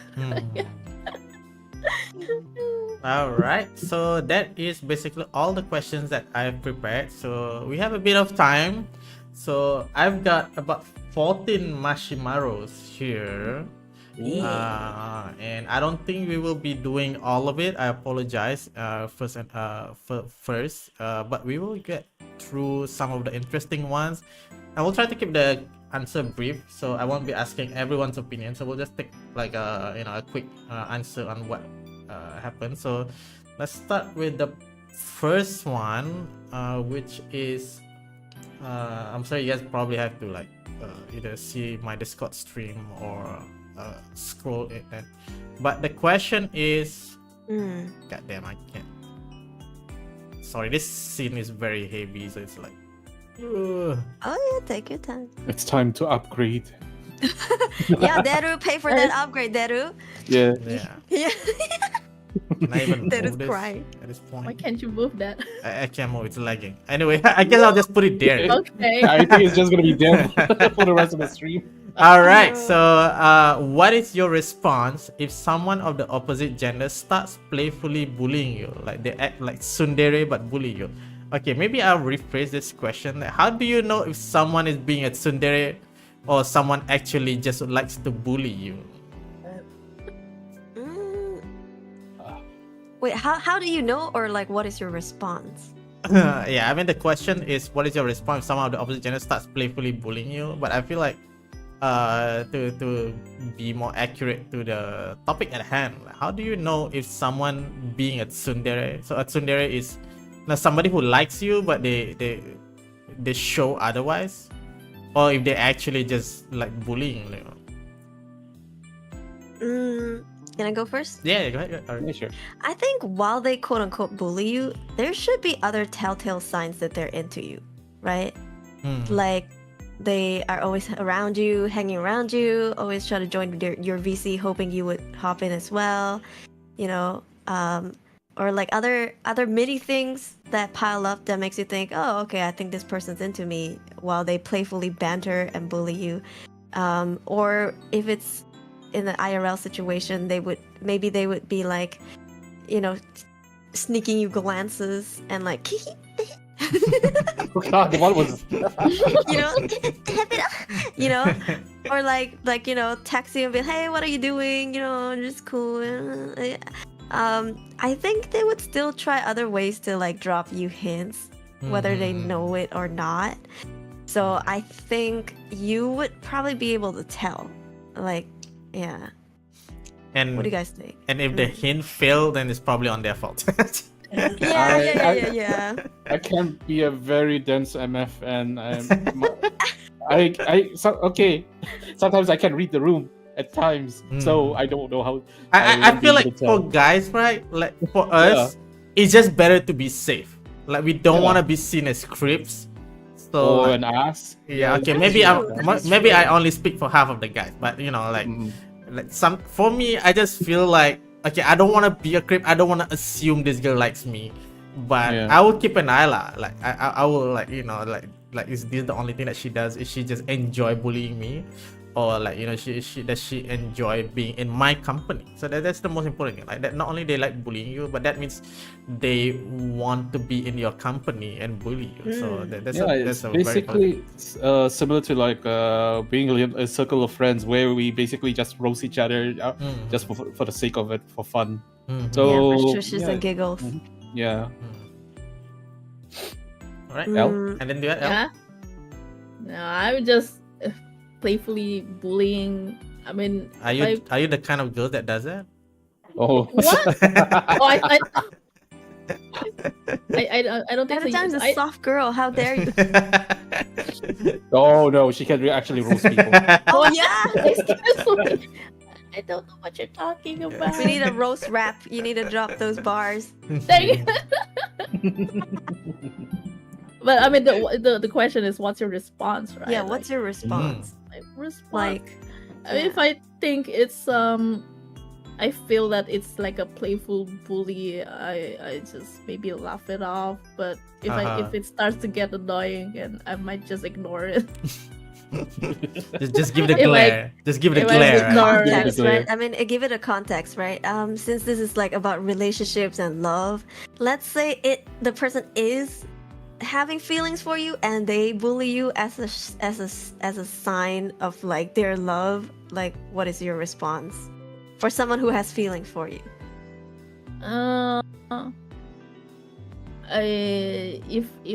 If I feel like the person, I can sense that the person might have feelings for me and I don't feel comfortable for it about it, I'll just I'm sorry, I always just laugh off about everything.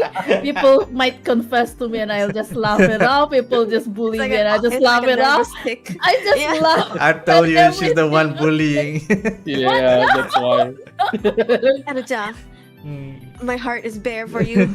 I love you. She like I just laugh. It's like that mean. Just look at him and laugh. All right, so let's move on to the next question. No. Wait, we go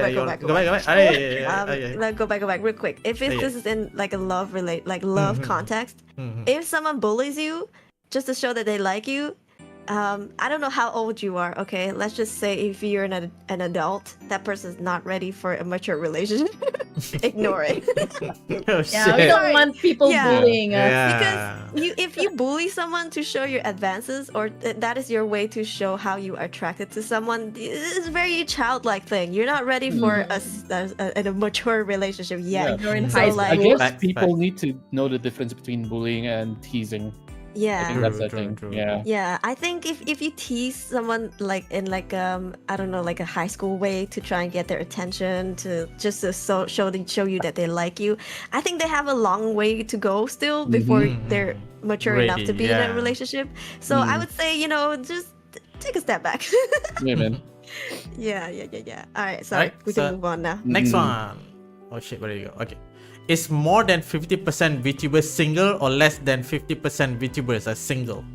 I'm gonna roll the dice. Which country? Which industry? Yeah, which country? Yeah. Okay, Malaysia. Let's say Malaysian VTubers. What do you say? Ooh. I have a feeling Mostly single as well, more than 50%, because a lot of the Malaysian VTubers are surprisingly young as heck. Yeah. single, Mostly desperate. single I mean, for Malaysia, but lonely. like, Sorry, I love you, Malaysian VTubers. No, it's lonely and slight desperation. You know, Yeah. just a little bit. But it's I don't know. I feel Just like go some through it. actually become a VTuber to find a partner. Oh my Right? god. Yeah. Oh my god. Yeah, and I just feel like it's like it's not a bad thing to jump into voice calls all the time. I love that. It's like you're hanging out with your friends. This is your circle, right? But some people only do that so that they can, I don't know, find love that way. And I think, in my personal opinion, I think single but like trying to look. Yeah, for Malaysians. We just keep calling. We're just gonna rename this thing called VTinder instead. Yeah. All It's the a nice VTubers name, out. right? Yeah. Yeah, okay. I'm actually more on like more VTubers are not single, like in my opinion. But it could just be, you know, like the people that I'm surrounded with. Right? I feel like I'm usually not around. Okay, that sounds really weird when I say it. Okay, yeah. But anyway, like you know, I've seen a lot of people like mingle and get together. That's one of the reasons why I put up one of the questions. You know, what happens when people change relationships here and there. But I just wanna like say one thing. Like, there's one pet peeve. There's one certain kind of people that. Okay, I don't hate them, like I don't despise them, but I just feel don't really like this kind of people. Like they rub you the wrong way. Yeah, like this a certain kind of guy. I don't want to name them, but there's usually this kind of male VTuber who only hangs around female voice calls. And they will try to mansplain their way into everything they do. Yes. But the moment I walk into the VC, they don't speak. You know, like once I'm in the picture, like they don't dare to say a single word. Like, man, I think I know who you're talking about. okay, I'm not specifically referring to someone because there's more than one person that I've met. Oh, okay, but I specifically don't like this like particular race of people. Like. Okay, race is. I'm not saying race. Like this particular type of people. Type of, yeah. Like, I mean, come on. Like, I think it's normal for for people to like find girls to be with, to partner with. I think it's an ongoing struggle to find. But at the same time, don't look so desperate. Don't. Yeah, desperation is not a cute thing. Yeah, imagine trying to be a VTuber and then just cook up. But you know, like you said, right? Some people, like earlier, that one was also like, oh, sometimes people show their affection in really awkward ways. And I think this is like their way of thinking they have riz, like their way of trying to riz someone up. Maybe they want to impress the ladies and thinking that, you know, he has more knowledge when in fact he's probably, I don't know, internalizing it's usually like average, like masculinity. Yeah, it's like they know more than you know, some of the newbie women, but at the same time they're like lower than the average guys. Like this is the kind of vibe they give. I'm not saying that they are, but like the kind of attitude they give me is like yeah, I'm like, I think they gotta change their, like, I don't know, technique, because that's not working out. I don't see that working out. That's the thing. They don't know that. Yeah, and you try it out on enough people, it'll work out eventually. But we know it's not gonna last that well. It's like 1 of 100. Yeah, after 100 people. Yeah, I think that works. Oh well, but that's just me. Anyway, let's move on to the next question. Pretty interesting question. Does hairstyle affect your path to love? What is this? Wait, VTuber hairstyle? Hey, VTuber hairstyle? Is all right, who has hairstyle? the best haircut in this? Okay, I think Let's maybe go. because Apex loves short hair. Oh, That guy. We can be best friends for life. Hey. Yeah. Hey, okay. Let me defend myself. Okay, let me defend myself. I have this obsession with short hairs, and when I say short hairs, it's those jawline length hair. Okay, and Yes. and it came to an obsession. Okay, like I don't know when it began. Wow, suddenly out there. I just Punya sengaja. Like sorry, where was I? got the obsession. Yeah, I got the obsession with short hairs, and then I don't know when I got it, but I suddenly got it. Like I used to like long hair, and suddenly now I like really like short hair, and I cannot stop looking at short hairs. Like that, this is like a real legit concern. Okay, like I've had my exes used to hate it when I was talking to them, and then suddenly I just look away. And like this is a real issue. Is it a bob Does she haircut? catch Yeah, it's a him bob looking at short hair haircut. girls? Yeah, and they know, you know, like because I made it very publicly that I like short hairs. And the moment like there's a short hair in the picture, like they know I'm looking at it. Like there's no way out of They it. gotta one up that short hair then. They gotta be the best short hair there I is. know, so you don't right? stop Like looking at them. ironically, all my exes do not have short hairs. Like I interesting. see why they're So- your so- exes, bro. Wow. Okay, my point is yes, like it does, like what do you call that, like grab my attention, but at the same time I don't think they are my like number one in love. Like yeah, all my exes are not short hairs, and I don't think I hate them for it. I just personally think they shouldn't be surprised when I look at some girls, but I know that's on me. I know, I get it. That's on me. All right, but that's just what I think. Okay, so does hairstyle affect my path to love? Maybe a little, but it's not the defining thing in a relationship. I don't think it should be. It's weird if it is. Okay, all right, that's just me. All right.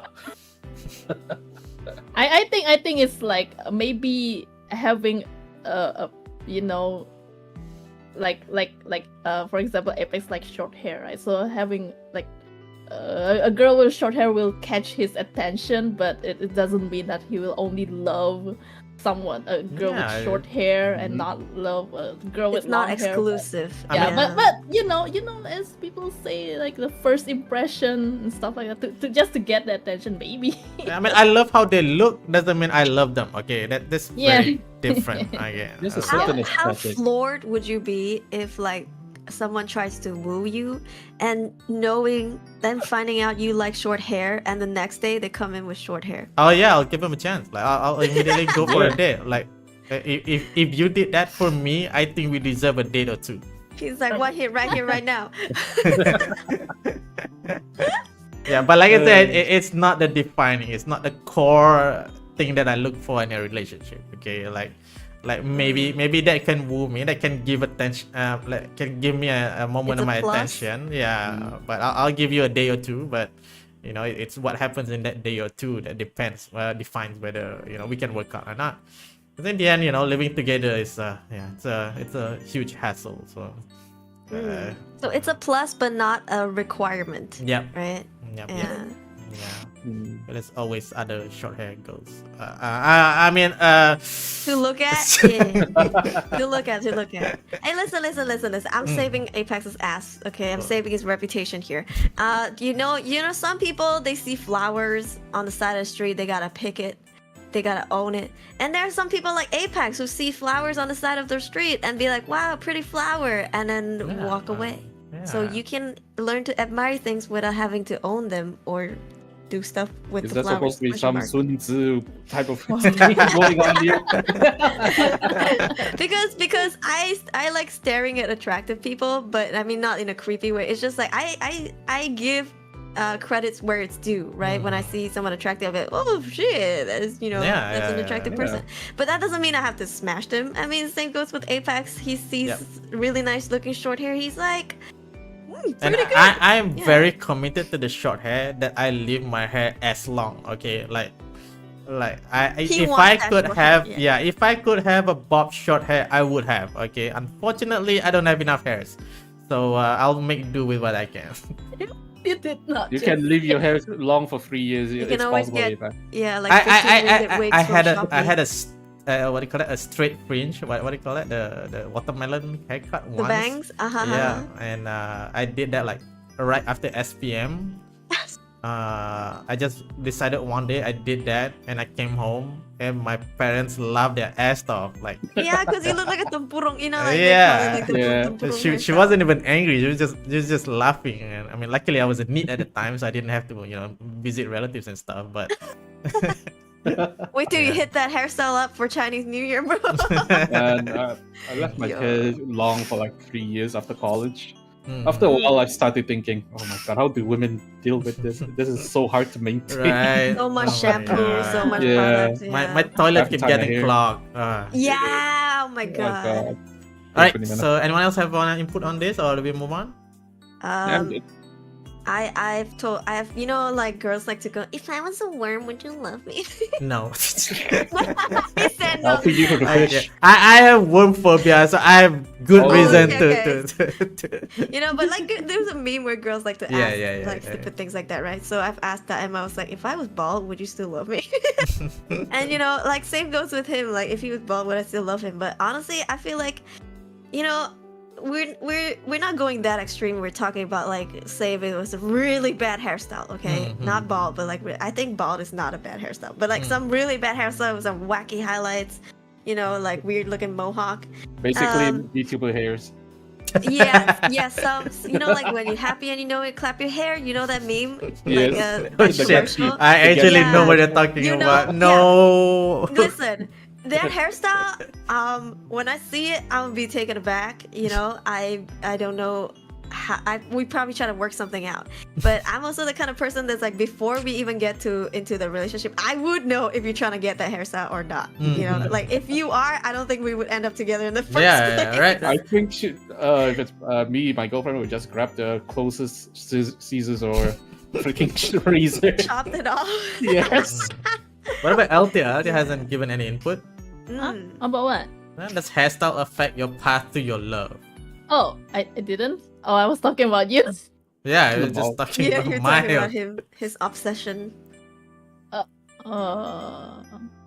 I mean, I don't think, like I said, about it's just the first impression, probably. Like, maybe see if you. I don't really. I mean, I do have like, you know, hairstyle preference, but it's not the path to love or anything. Yeah, it's kind of like Apex, you know, like You can like it, but doesn't mean. yeah, I mean, You it's have to not date the them. thing that determine whether, you know, I will love you or not. Hmm. Mm. I don't really want to say like I don't really have like you know, like A does type? look matter and stuff like that. Mm. Yeah, as long as you take care of yourself, you take care of your hair, you shampoo your Hygienic. hair. Yeah. Wash your hair. Be like me, who washes my hair twice a day. Wow. How are you not balding, You dude? know, like I I'm thought that's not. like bad. I'm okay. My hair is still okay. It's not receding or anything. Yeah, Jeez. nice jeans. Yeah, I have Probably. really good hair genes. It's just that it's expensive to use shampoo all the time. So It is, yeah. shampoo yeah. and conditioner, right? For me, I'm shedding so much. I'm like my cat, bro. I'm shedding so much. I have to wash my hair once every 2 days. Oh, I Yeah. see, I see. If I wash it every day, I think I'm gonna go bald. Yeah, Man, people taking showers twice a day is weird. yeah. I cannot. Or else, my hair is gonna be very oily. I'll be scratching it like heck. I cannot. Mm. Ugh. All right, so let's take at least 2 more questions. Let me see. Skimming through questions. Okay, let's answer this one. So we kind of talked a little. A bold statement. Many people are becoming VTubers now solely for the purpose of finding a romantic partner instead of actively creating content. In your opinions, are these ethical things to do on the internet? No. Many people are becoming VTubers for the sole purpose of finding a romantic partner. You know, I'll say this now and people are gonna hate me for this, but even if you have a PNG or a model or whatever, if you don't create content or any form of, I don't know, things that relate to you as a VTuber, you are not a VTuber. I feel the This pain right now. Yeah, Some this is people really that- hot take. Hey, no, at least you Mhm. stream, right? Some Yeah. people they make one PNG, and I'm not saying PNG VTubers are not VTubers, but they make one PNG for their quote unquote VTuber persona. They don't stream. They don't do Twitter contents. They don't do debut. yeah. Don't no debut is fine. People don't have to debut, but they Yeah. just don't. They're not even a V artist. They're not V singer. They don't. They just post exist, anything. right? Yeah, they just exist, tweeting, replying to other VTubers. I don't think those people are VTubers. Because to me, if you want to call yourself a content creator, you gotta create content, and it doesn't matter if it's through art or videos or songs or, you know, I don't know, like editing someone else's shorts. Like as long as you're pumping out content, you are a VTuber. But for as long as you don't, you're not a VTuber. Yep. I mean, yeah, I yeah. think it's fine to like, you know, you just want to have an avatar of yourself. It's okay. It does help. But you know, if you start calling yourself VTuber but not doing anything, of course, Yeah. people will see that like, why Yeah, are you we're calling just gonna yourself call you a VTuber? V-Twitter. Yeah, I think you're just like Exactly. a regular person with a like I guess a Avatar, persona. Yeah, like avatar. That's Maybe it. they're a Because you know what I supporter. see? I see people making pick crews, and then like they don't stream or anything. They have it as their profile photo, and they're like, "I'm a VTuber." Right? They I'm have a sitting here- VT in their name. Yeah, they have the V, ticks and I'm me off. sitting here like, "Do you think we're a joke? Am I a joke to you? Like, are my efforts light to you?" Yeah, but so this one is about, you know, Finding a becoming romantic partner, VTubers yeah. to find a romantic Yeah. partner, right? But also I think it's kind of related. Like if they don't really create content, and if I'm not sure if maybe they already have a crush with another VTuber, that's why they want to become a VTuber to get close to that VTuber. I think at least, you know, try to if the VTuber that you like, that you have a crush on, actually make content, then you try to make content too. And I understand that people will think that, you know, in order to get closer to your crush, you need to be a VTuber, and eventually you can get a collab with them. I think it's not wrong to want to try your chance like that, you know, if you're a decent person, and who knows, maybe you actually enjoy becoming a content creator, VTuber. Mhm. And I think that's okay.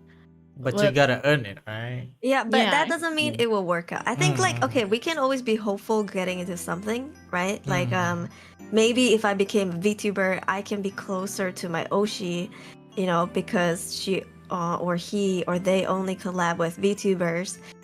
You can try your hand at that, and I'm saying number one, they probably would know because I'm sure they recognize you as their viewer first. If it is a viewer turned VTuber, or if you're not a viewer, then you just turn into a VTuber. Then I'm sure you give off the vibe that you are here just to smash. Because every time you approach somebody, you're kind of thirsty, you know?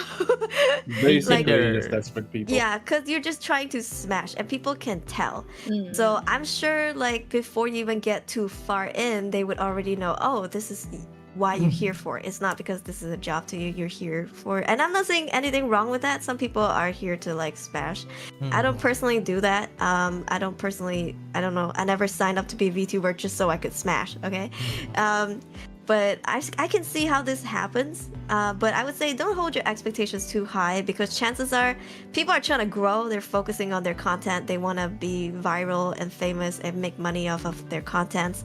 Ain't nobody got time for you, you know what I'm saying?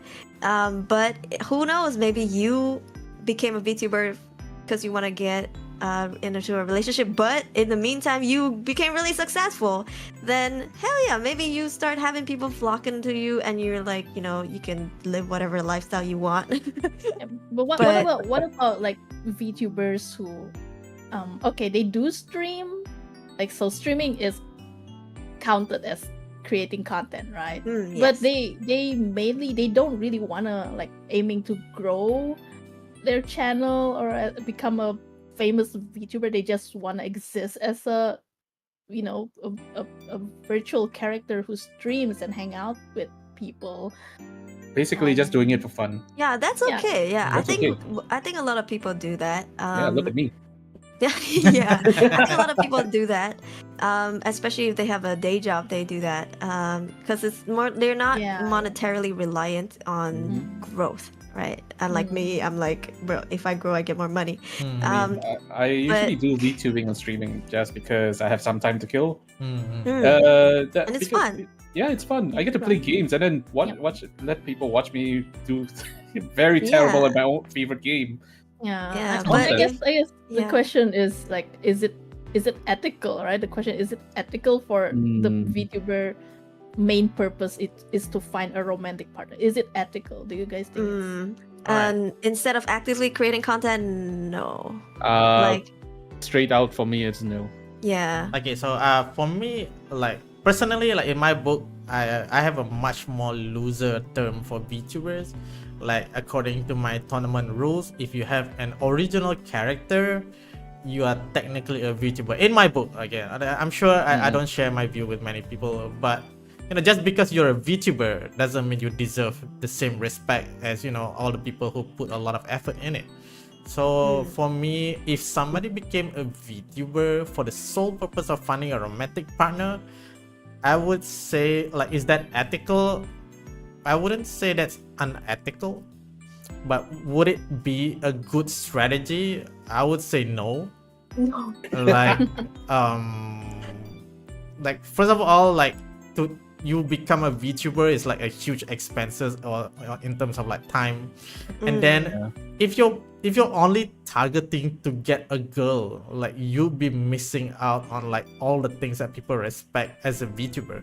Like if you're just a nobody, like you know, a new VTuber comes in, a new PNG tuber, a new person who just came in, just have a, you know, like low effort drawing as their character, came into your group and then started talking to this girl.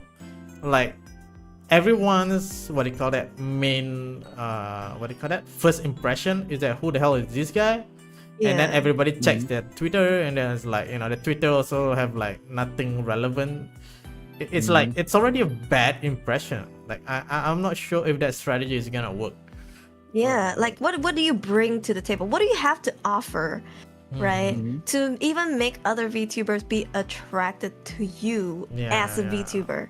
You know, like if you don't make contents, that means I'm assuming people who are like trying to check you out don't know what you sound like, or like they don't know what you do. You just have a model and that's it. Like how do you expect people to fall for you just by what talking? But there are so many content creators who are actually showcasing their passion and what they're doing out there, and has a lot publicly that you can see. I think people are usually flocking towards those people than like people who does not make content and just sit there and like be like, look at me.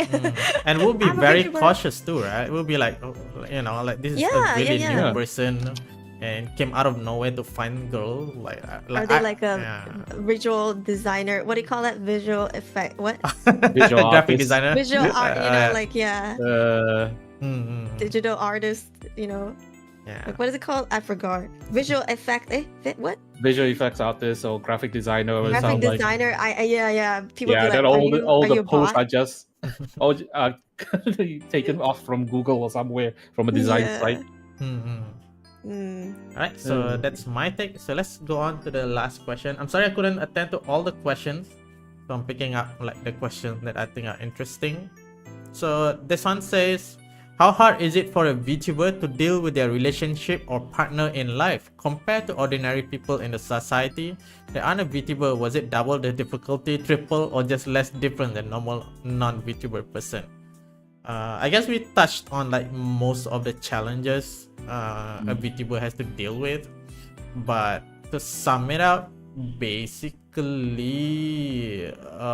schedule, what do you call that, you know, the work things that we have to deal with, like whether I'm sure there are like more difficult relationship that has to be dealt with, right?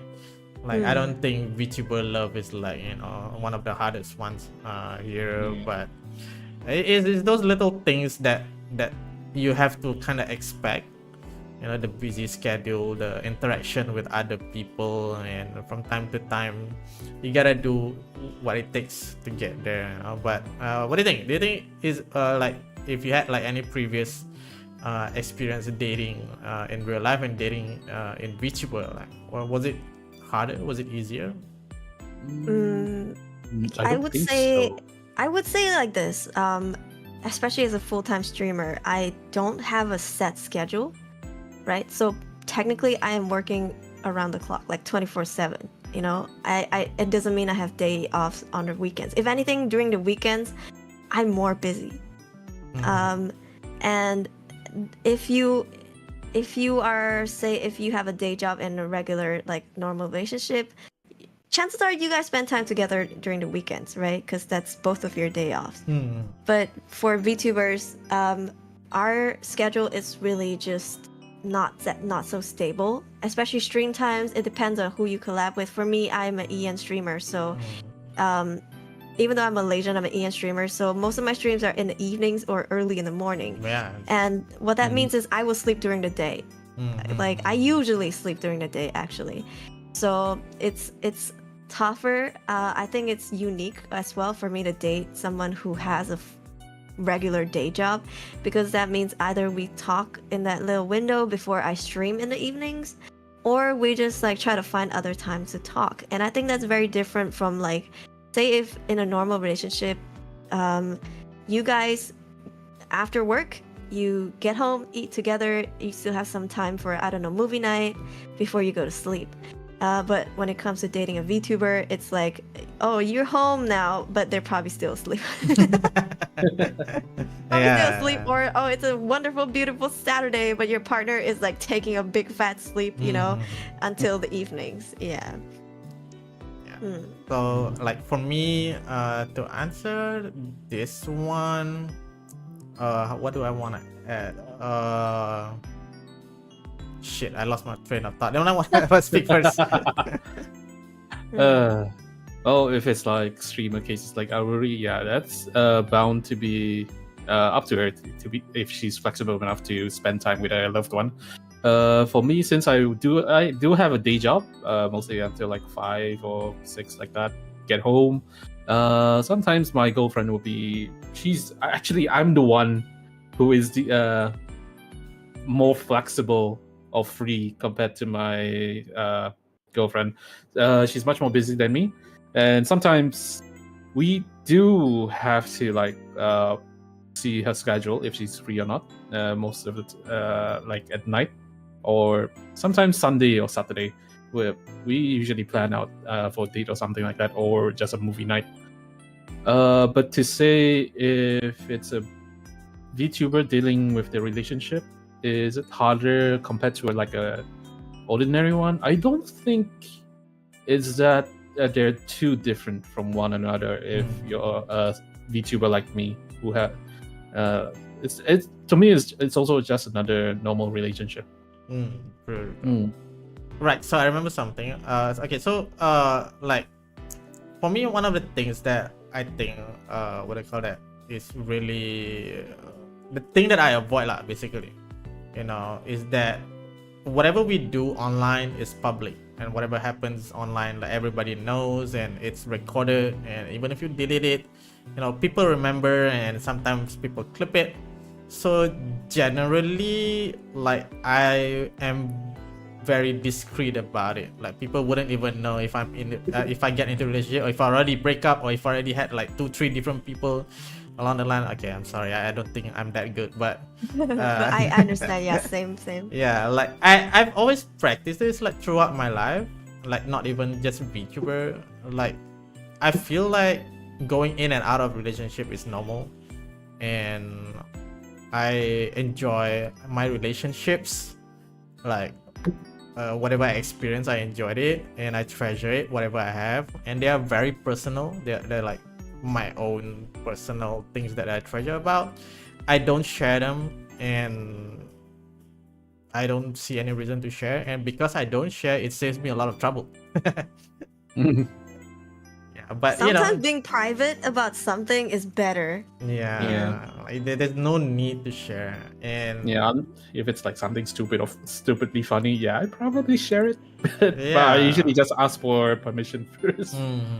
And like like, there's a lot of like public argument online, and it just gives off a very bad look overall, like regardless of who's right, regardless of what happened, like people fighting online, and then you split the community in two, and then it spiral off from there, and then this guy fight that guy, the friend need to side on this person, like it becomes very messy. So I've always kept relationships VTuber are not like very private and only between me and my partner, but it's just me. Right. What do you think, Althea?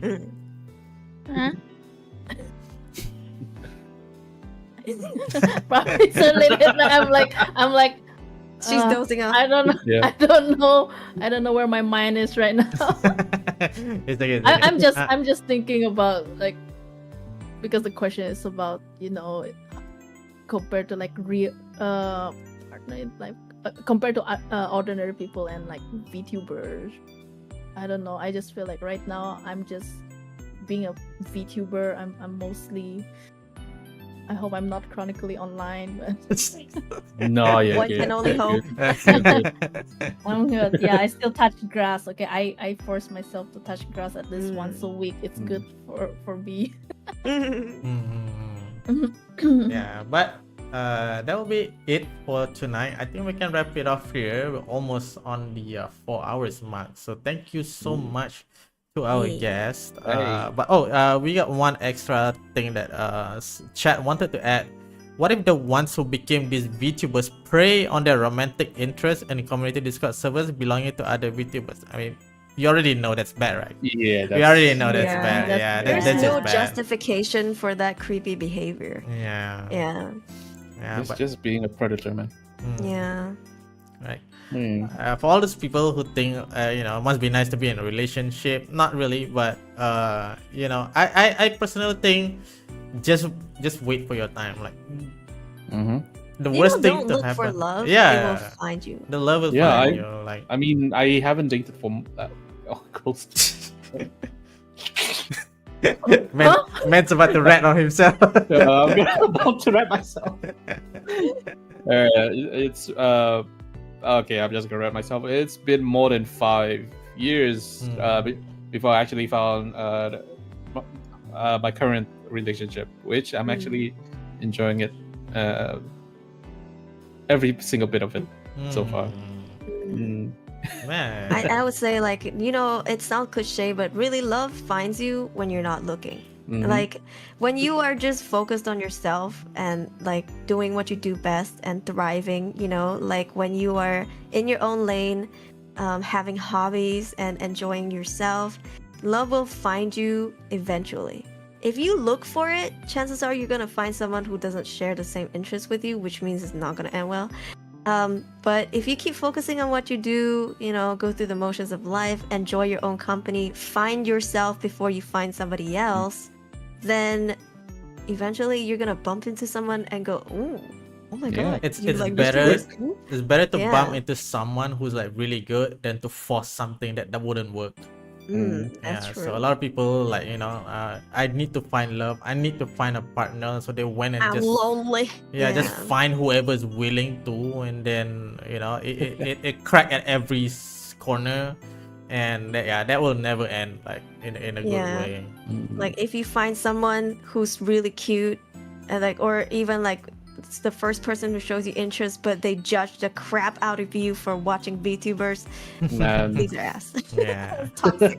So Raina said, if you're looking too hard for something, you'll miss out on other important things. And hell yeah. Yes. Yeah. Don't forget your homies. Oh my Yeah, god. The man. amount Don't of miss the weddings and times- shit, so you start feeling old. Yeah. Yeah. So many Too real, bro. times that people like just ditch out everything they have in favor of trying to catch the girl, but when it's over they realize they got nothing else. Yeah, because they ditch everything else. So Yeah. it's a really bad practice. Anyway, yeah, so that'll be it for tonight. Thank you so much for staying with us all the way for 4 hours. Thank you very much Let me to get my jacket. Aruri and also Viridia and also LTF for joining us tonight for a lengthy talk on VTuber love. And that is Hey. VGL You guys Cast enjoyed. tonight. Yeah, thank you for sharing your wisdom with us. And I would just want to make one quick announcement before we end. Just a little quick one, if I remember where I saved it. God Does damn. anyone So yeah, have any of you want to announcement? plug in anything, streams or anything's happening? I'm probably streaming either Helldivers or Monster Hunter tomorrow night. That's in Saturday night, that's right? Yes, Saturday. night. Oh Yeah, yeah, it's already Saturday. Saturday. Damn. Saturday night, 9 p.m. On to it. For me, I'll probably do one stream in the evening. I don't know what I'm gonna play, maybe Cyberpunk or something, or horror stories, I don't know. Before I take about like 4 days break, because I want to go back to KL to move more stuff back to my hometown. Yeah, but then after that, we'll be back with the consistent streams. Hell You can do it. yeah. Yeah, and this is gonna be my last collab for Oh. a while. No, don't She be. gonna get milk. I'm gonna What? I'll be So back. sad. I'll be back next month. Mm. And people is Okay. like, "Oh, but it's almost next month already." And Yeah, 2 guys, weeks, just you wait. know? Mhm. Just wait 2 weeks is patiently. long, don't you think so? 2 weeks is long? You No, still not be really. on Twitter and Discord, right? Yeah, I'll try It's- to. It's your post V-Twitter updates. arc now, L. Yeah, guys, listen. She has worked so hard. Cut her some slack. She needs 2 weeks. Let her have her break, okay? Yeah. Yeah. Okay, I actually forgot where I saved the file, but okay. Now, anyway, I'll just ad-lib this. So VGakuenLIVE will appear on Anime Fest Plus in Tropicana Gardens on the 26th to Let's go. 28th. So we will appear as a booth, as an art booth. So if you would like to catch on some of our limited merch, very limited.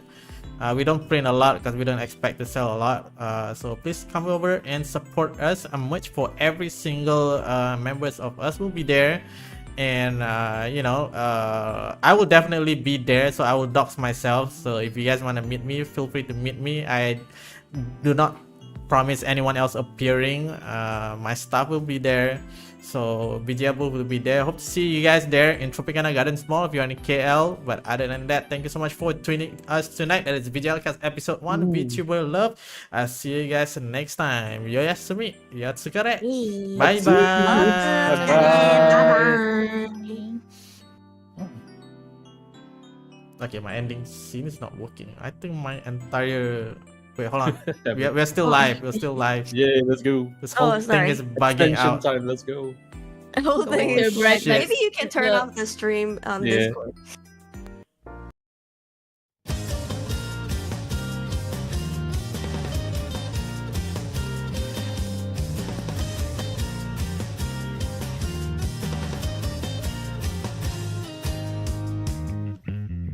Every day